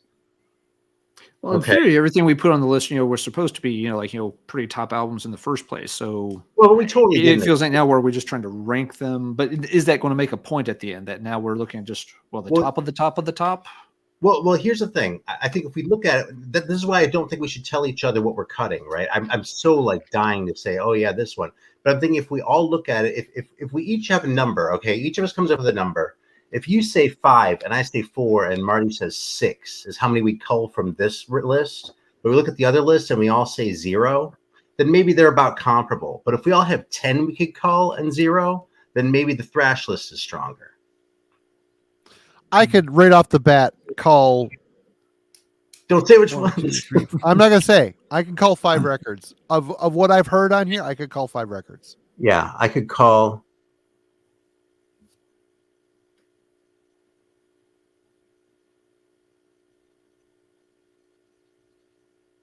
I could call at least 7. Are we looking at just the Team Saxon list from New Wave Shadow? I'm looking at the whole damn thing. I'm looking at the whole. Okay, just look at Team Saxon, because Team Saxon are the ones that definitely belong there. I could call 4. Okay, I could call at least 7. And I think the live records, to be completely honest, the 100 miles per hour by Vardis, I've not heard it. I'm sure it's great, but it's a live record. I don't think it's a legitimate proper studio full-length album. I just If you're talking about early punk bands from the 60s or like pre like Sex Pistols, who would you think of? The Stooges, right? Stooges, yeah, US Stooges. I don't know. The MC5? Sure. Yeah, their MC5. first album was a live album. Their most important album was a live album. But I don't care. I don't own any MC5. They're Michigan band. Cheers, but it's not my wheelhouse. The MC5, I would have been upset with you. Like Kiss Alive and Kiss Alive 2. Those are 2 of the best Kiss records there are. But those are greatest hit. Those are essentially great. You're thinking of live albums as greatest hits collections, I think, Marty. And that's not what these are. These are not collections of live old records songs all people done in have the heard. studio anyway. They're studio records anyway. But they're not doing the same songs again. It's not like a greatest hits. Yeah. It's just like they recorded it live instead of in a studio. Yeah. Most live albums are, here's the shit we've played for the last 10 years that everybody will take out their cigarette lighter or yell and for. That's not what these albums are at all. This is the first time we've recorded anything. Nobody songs. For that, I see what you're saying. That makes sense. I would concede. That's a good point. Yeah, I actually spent a long time looking for the studio version of The Small Hours until I learned that there wasn't one. Oh, I can. So I'm looking at the list. I see like 10 years. I sort of kept an eye out to see if I could find another Holocaust record. I bought every Holocaust record I could find. Oh, you bought No Man's Land too? Oh, I actually bought that when I got No Man's Land, I got that same day I got my copies of the live album and the Nightcomers at Crystal Records in Lakewood for $2 each. You paid 2 of those were good purchases. You know something? For $2, I'm not mad at No Man's Land either. But you know something? You can't be. The fucking Colosseum guy loves that record. And like generally speaking, when he loves a record, I at least get why he loves it. That one I don't get it yet, and that kind of eats at me a little bit. Yeah. Sooner or later, you have to disagree with everybody. And I love Dan to death, but No Man's Land is horrible. I really want to love No Man's Land. It's just my inner contrarian can't resist it, but I just can't. No. I tried so hard. All right, so how many can we call from the other list, each of us? We just had the Saxon list. Oh, wait, yeah. How many would you call from the Saxon list here? I see 3. Okay, you would only call 3 from this list. If again, to be very clear, if we're talking my personal taste, what I like, I'd call more. But I'm not treating the list that way. I'm treating this. Is this a list of top albums from the scene? I see 3 that I would probably clip off right away. I could cut 2. I'm looking what at I've heard. What are good records though? Not so much what other people like. Like if other people say a record's good, I kind of don't give a shit. I mean, obviously I do. Otherwise I wouldn't have so many fucking popular records, right? But seriously, at the end of the day, that's not, that might put me onto a record, but that's not going to determine whether it's good. Still working on A to Z there in the chat. Yeah. So with that in mind, would you still really only call 3? I mean, if it's my personal, Alan's list of favorite heavy metal albums from those years, there's probably a couple more I would call. Yeah, we'll call them then because then we're using the same criterion for the other lists too. So we still demonstrate it's which one's a better list. I don't know if I like the idea that we're trying to compare these as one's better or the other. I think we can keep it's. Yeah, okay, I'll drop it. Yeah, I don't know. Yeah, because as long as Killers is sitting in one of the columns, it trumps all these fucking records. Sorry, it just does. Totally 100%. Perfect record. If you don't think so, you're wrong. It's a completely perfect record. Every song on that record is a fucking banger. Every riff. If you have this stack of records, do you have a better stack of records than that other stack? Keeping in mind that you're going to listen to more than one record. I don't have many records in this stack. I've got the Ravens. I've got the Maidens. I've got Venom. You have at least half. I got the. That's it. That's it. That's it. Well, you know why you don't have those Saxon albums? Because they're not that good. I did have the Samson Head On, which I loved, but I don't know. I can't find my CD copy. I don't know what the fuck happened to it. Pisses me off. I like that record a lot, actually. Well, let's see. In terms of you asked Aaron, and it's a good point. What do we kind of glean from this? Again, the whole thing is very subjective in terms of what we like. There's going to be biases. Going back to our original guesses, at the start of the show, Aaron guessed there were going to be 20 albums that ended up on our new wave of British heavy metal list, and there were 26. He was guessing 10 would sound like kind of the Saxon sound, and 10 would be way outside that. You weren't far off on the Saxon, on the Team Venom list. We had 8 there, but we ended up with 18 on the Team Saxon. So there was a lot more there than you expected. Marty had guessed 30 and 35 albums, so we were both a bit high. I had my list reversed. I was thinking we'd only find a few, like you. I thought we'd only find a few that sounded like Saxon. I thought we'd find a lot more that sounded like Venom. So I kind of had my numbers were backwards in terms of the length of the 2 lists. But at 26 albums, it's not a tiny number. It's not there's not a flood of them compared to the numbers from California, and which again, as we've pointed out, there's some biases there. You may have a point, Aaron, that maybe those 10 albums from the California thrash scene are more essential. Maybe they are all kind of a higher caliber or something, even if you par the new wave of British heavy metal list down. But the bottom line is we still could only come up with 10 albums that we wanted to put on the list. We just didn't come up with anything else to put on the list. We did manage to come up with 26 albums that we wanted to put on the new wave of British heavy metal list, even recognizing and admitting that, some of those are better than others. I feel like there have got to be more private pressings that we're overlooking from California. There very well could be, but we keep checking. You could private pressings, California, that era. I was not in tune with the underground. There's no fucking way I would have ever known about those bands. Yeah, I mean that's the chat really hasn't. I would have heard of Gaskin in 1981. Oh, probably not. No. So let's look at this. Let's take a honest look at this new wave of British heavy metal list. We should cut this down. I don't think that there should be bands on here with 2.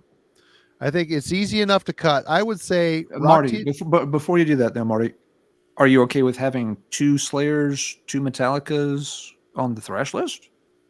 Are we going to cut that down to 1 per band? I would cut those down to 1 too. I would honestly cut those down.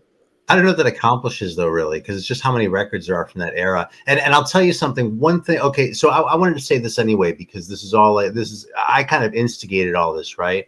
And so what have I learned? And am I willing to admit when I'm wrong, right? Okay, so I actually felt like I was a lot farther off than the way Alan just made it sound a minute ago. I kind of felt like, wow, I was way off. Even so, looking at this, the list I expected to come up with, I thought it was mostly going to be shit in the Venom camp, and I thought it was going to be a lot more like multiple records by the same artists. So we're going to have a chunk of Venom, a chunk of Witchfinder General, a chunk of Saxon, a chunk of, and the list would be dominated by that, like peppered in with a couple one-offs, like Lightning to the Nations and shit. We came up with a lot more that did one album at a time, one album that we liked no less. And I think that getting more albums or more bands with fewer albums each, you get a wider sort of cross section of the scene. You know what I mean? Mm-hmm. So it's frankly, it's a lot better than what I came in thinking it was. And as far as whether or not it's better than the California thing, I think it ultimately comes down to how you define your terms. But I've probably been a little bit too hard on the new wave British heavy metal LP scene. Ryan says they're incomparable lists. They are both just consequences of time, society, and geography. I mean, okay, sure. Ryan, it's time to put the blunt down. I think you've think you're getting down the rabbit hole there. We're just so insignificant on this little blue dot, pale blue dot in the middle of space, and it's like it's all the same fucking day, man. Shades of Janis Joplin, but I mean, still, I think this new wave of British heavy metal list could be chopped down. I really do. I mean, I haven't heard. I've heard Def Leppard. That can go. That to me. See, I think it can be chopped down too. That's the thing, man. And I take Alan's point, which is why I'm not pushing it too hard. But yeah, I don't feel that way about the other list. If you cut that Abattoir off that list, I wouldn't be crying. The Hyrax and Abattoir, they're good albums, but are they great albums? They're rarely talked about in the annals of time. You know, they people that like them. I like them, but it's not Show No Mercy. It's not Hell Awaits. It's not Ride the Lightning. It's not Kill 'Em All. But there are more Abattoir fans than there are Fist fans. Yeah. You know, there are more Abattoir fans than there are probably Samson fans. You know, so if we're talking about our records, if we're saying, well, you know, you're starting to get into really obscure ones over here. We've kind of already done that with the new wave list. You know, the ones that are more obscure than the ones on here, we've ruled out deliberately, like that Volts record. I don't think we really talked about that, but that one's like, you know, it's not that. I mean, does this list need 2 fucking demon albums on it? It doesn't. It really doesn't. If they are both good enough albums, it does. Now, I disagree, Marty. If they're both good enough albums, they do belong. There. I've heard The Unexpected Guest. I thought it was really bad. Dude, I love that record. I don't know. I just didn't. The fact that that's even quantified as new wave of British heavy metal, it just has a different sound to me. I don't know what the hell. I don't know what that's. Dude, that's why it's on TV. That's why it was on the Venom list. Yeah. It is a little outside the box of the normal sound. I never said it was a good new wave of British heavy metal record. I said it's a great record, and I love it. Well, then it should be on the list. Then that's what we're talking about here. You need to take a long, hard look at the list. Back, but no, we covered this before. You know, they were definitely part of the scene. The sound is a bit different, but no, they were a new wave of British heavy metal band in terms of the scene, and the two are a bit, you know. There's an entanglement there. They were a band in the UK playing heavy and intimidating music.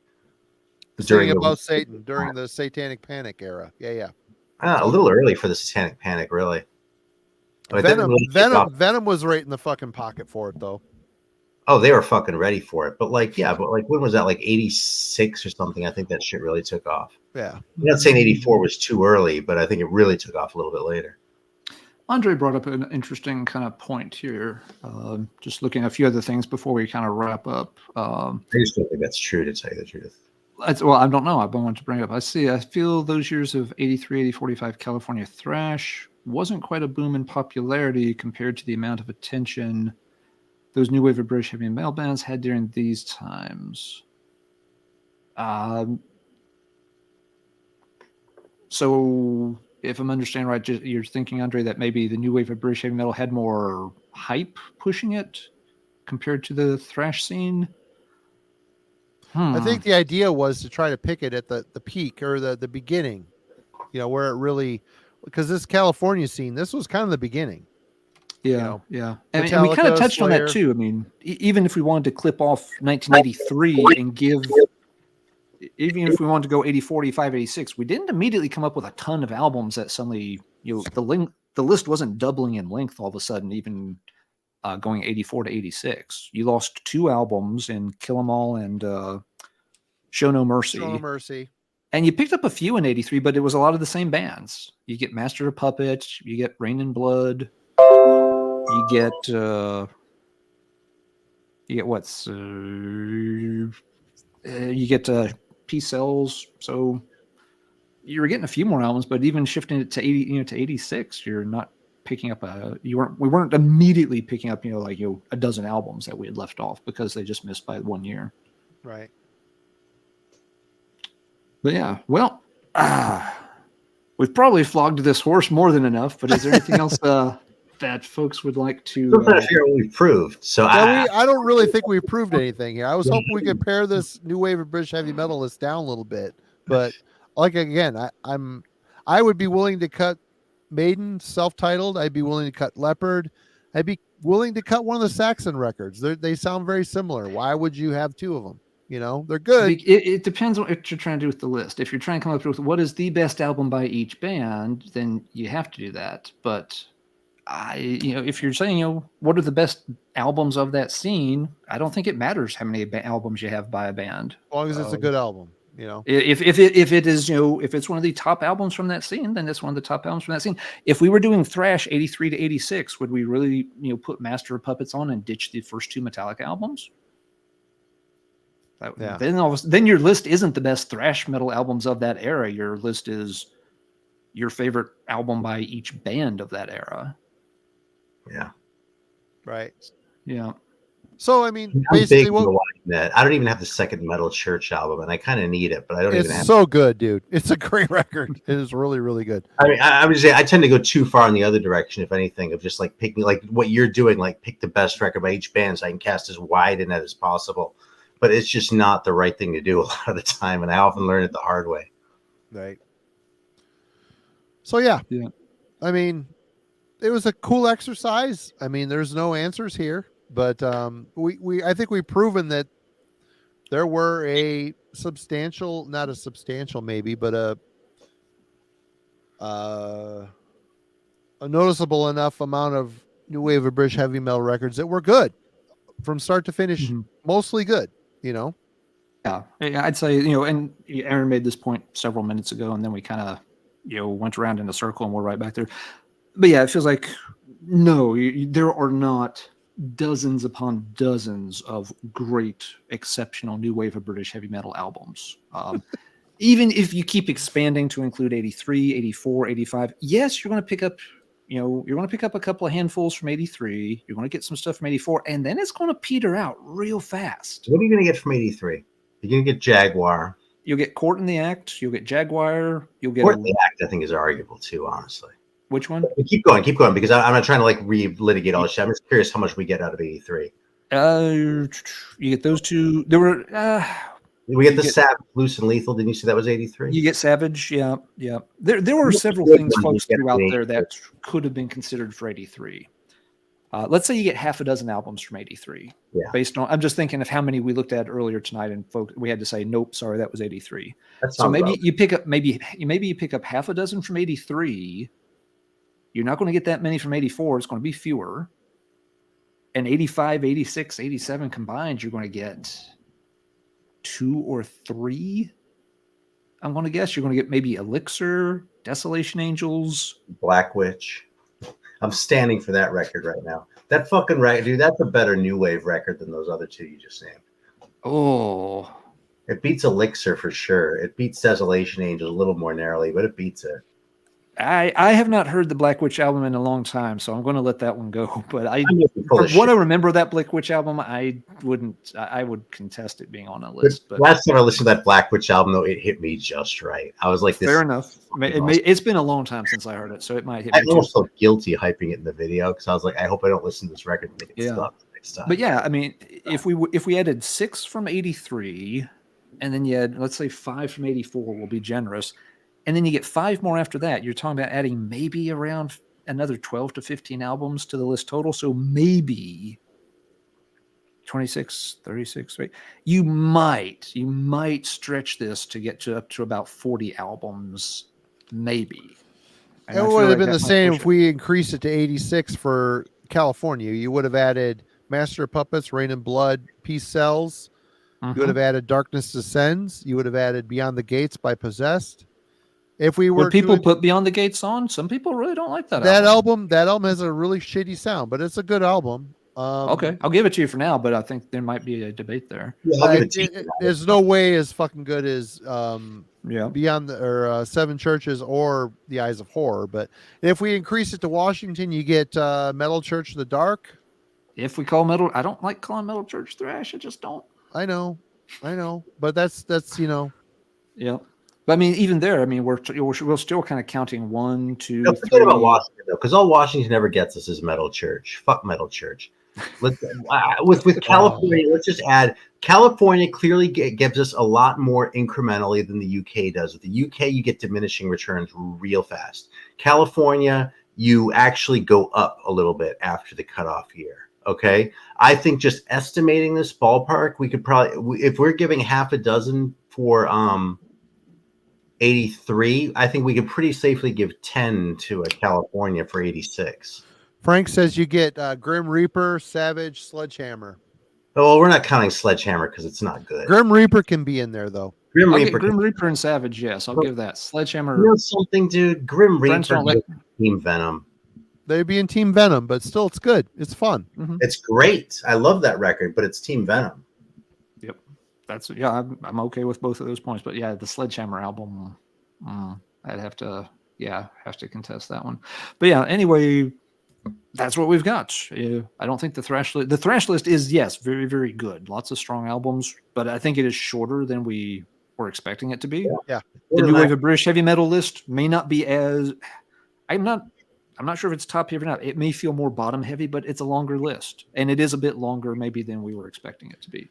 Were you guys completely happy with the New Wave of British Heavy Metal list? I think we have everything pretty well covered. I mean, there's a lot of singles and shit were released during that time that didn't make the list, obviously.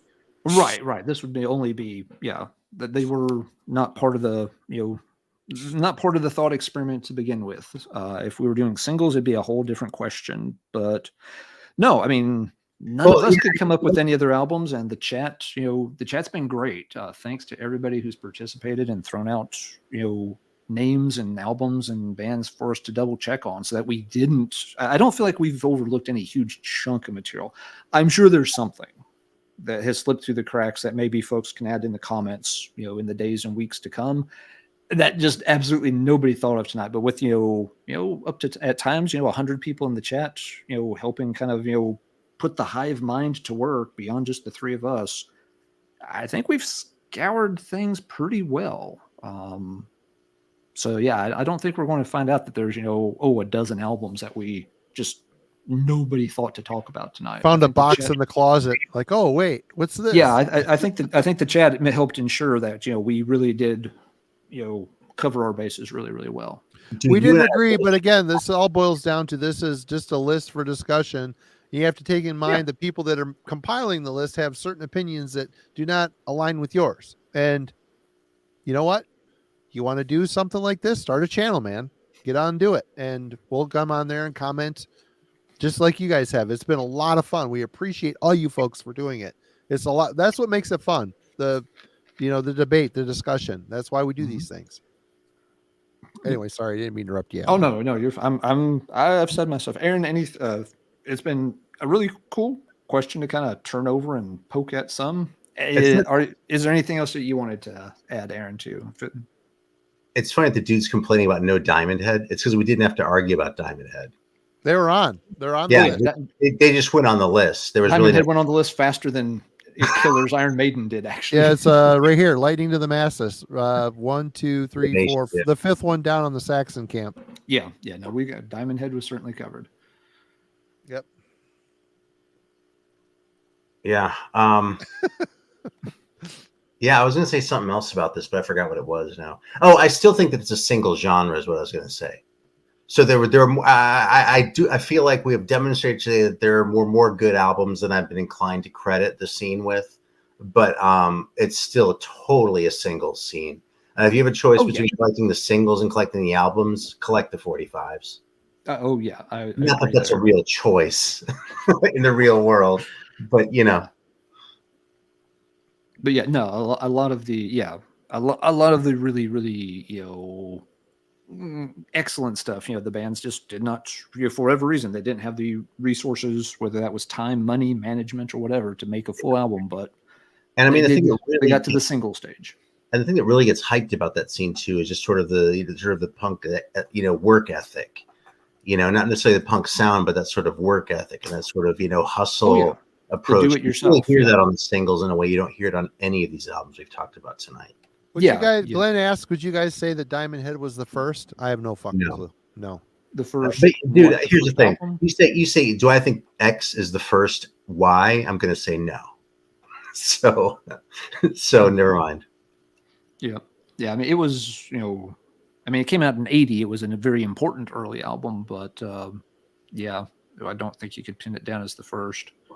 I think it's a fool's errand to try and pin down the first. It is, yeah. It's funny. I'm trained not to do that in paleontology. Whenever someone says, like, is this like the oldest trilobite? No, of course it's not. There's always one out there that's going to be a little bit older. No matter, you could pick up 1 million trilobite fossils, and you would still only say this is the oldest one that we know of, because someday someone's going to dig in a layer of rock that's 2 centimeters below that one, and they're going to find another trilobite, and it's that much older. Mm-hmm. Okay, Alan, I've always wondered this, and I'm a moron. Let's be honest here. I've always wondered how people can carbon date a rock. Aren't all rocks kind of born at the same time when the planet was formed? Nope. No? Okay. See, nope. Dumb question gets it. Oh, it's okay. But no, rocks form. Yeah, you've got rocks forming on Earth right now. Okay. Hey, Marty, what I'm hearing is that you need a Bible. Yeah, because all rocks are only 2,000 years old, and Jesus rode dinosaurs into battle. Then he wouldn't let him on the ark. Yeah, that's right, because stupid dinosaurs won't fit on an ark. We fought and bled for you, man. Now we don't get to ride in your boat. That stinks. But anyway, it was a fun episode. It was a unique episode for Heavy Metallurgy, and maybe you'll see more stuff like this in the future. But yeah, you never know. And yeah, Andre's right, man. Is cavemen banging drums? They're the first. There's a lot of stuff to go back over if you're unfamiliar. We've started an album review series every Monday, and some other days also. But I think we've done 4 or 5 reviews so far. Melanie has got a review coming up this coming Monday for the Heavy Metallurgy channel for the Ultar albums. Ulthar, yeah. Yep, that just came out on $20 spin Friday today. She'll have a review. We'll have a review up on the channel that we've done 4 others. I just did Twilight Force last week, this past Monday. Wednesday's album club, always fun. We just did Lost Horizon Awakening the World. It was a lot of fun. It was an 1.5 hour long discussion about an album. Great time. Lot to stuff to go over in our library. Please go check it out. Share the news. If you find a video you like, share it on your socials. We appreciate it. You guys have anything to add? Also, go check out Aaron, the Metal Theologian. Link it to his channels in the description. He also released an album, Madhouse, First Damage, 1988 demo on LP. And the link to that Bandcamp page is in the description as well. Please go buy that record. He's been sitting on these records for a decade. 20 years. 20 years. He put it out 20 years ago, put it in his closet and forgot about it. Now's the time to pick up on a totally kind of a DIY type of release. It's very cool. Good record. Alan, do you have anything to add before we jump? Nope. Just was saying in the chat, but I'll say it here again. Thank you very much for everyone who participated tonight. This would not have worked very well without everybody participating. There's no way the 3 of us could have remembered all the bands that needed to be checked and considered. Yeah, it would not have been nearly as successful. While we may not have a ton of big conclusions or anything, that really wasn't the point. It was a fun thought exercise to just get a sense for how many good albums are out there, and yeah, we at least got something that approximates that. But a big part of that is because so many people were participating and throwing names at us. Totally. That might have slipped through the cracks if y'all weren't doing it. So thanks so much for participating. There's some really good ones too. And I just gotta say, by the way, at the very beginning of this, I said I didn't think there was going to be a whole lot of daylight between where me and Alan came down on shit. Just to bring things back around full circle and tie a little bow on them. Someone in the chat said, Satan single or Soundhouse tapes? And Alan and I both independently said, oh, the Satan single. Did you? Oh, you said it too? Yep. Yeah, there are too many bootlegs for the Soundhouse tapes. You try to buy that thing, and you're just asking for trouble, man. And you can get that. You can get those songs, and but the Satan single, there's only one, man. I've actually been thinking about doing a video on the topic of records or bands where there is a record called the blank record. You know what I mean? So, like for Satan, there's the Satan single. There's only talking about. You know what I mean? If we're talking about the Diamonds album, you know what album we're talking about. We're not talking about Borrowed Time. No. Right? We're really not talking about Borrowed Time. So that's something I've been thinking about. I don't know if it's really enough to like do a video topic on, but I'm thinking about doing one just about like records where it's like that. You know what I mean? I'm trying to think of another one. I'm not right off, but you know what I'm talking about. Yep. No, I got you. Yep. All right then, gentlemen. I think it's time we wrap it up and let all these good folks get on back to bed or drinking more beer or Grown Man whatever Record. they're going to do with the rest of their evening. Grown Man Record Night, exactly. And Grown also Man Record next Night, Friday, everybody, King Folly is going to be back with us, as is Darcy. We're going to be doing. If you need more new wave of British heavy metal, we're going to be digging into and ranking the Saxon discography, which we're going to grade the Saxon discography. I don't know if we're going to rank them. Oh, I have not even started preparing for this, and I own 4 Saxon records, so. You sucks to be my fucking dumbass. Anyway, but yes, Darcy's going to lead us all through the Saxon discography. We'll be talking about all the albums with both him and King Fowley, so should be fun. We will try to make sure it doesn't take the entire weekend, but yeah, no, we understand it's a long discography, and we're going to try to make sure we move at a reasonable clip so that it doesn't get too bogged down. So yeah, join in next week if you want to hear. You can hear about all these mediocre Saxon albums that Aaron is not convinced have any business on the list of good new wave of British heavy metal. That's kind of what I was thinking. But something on.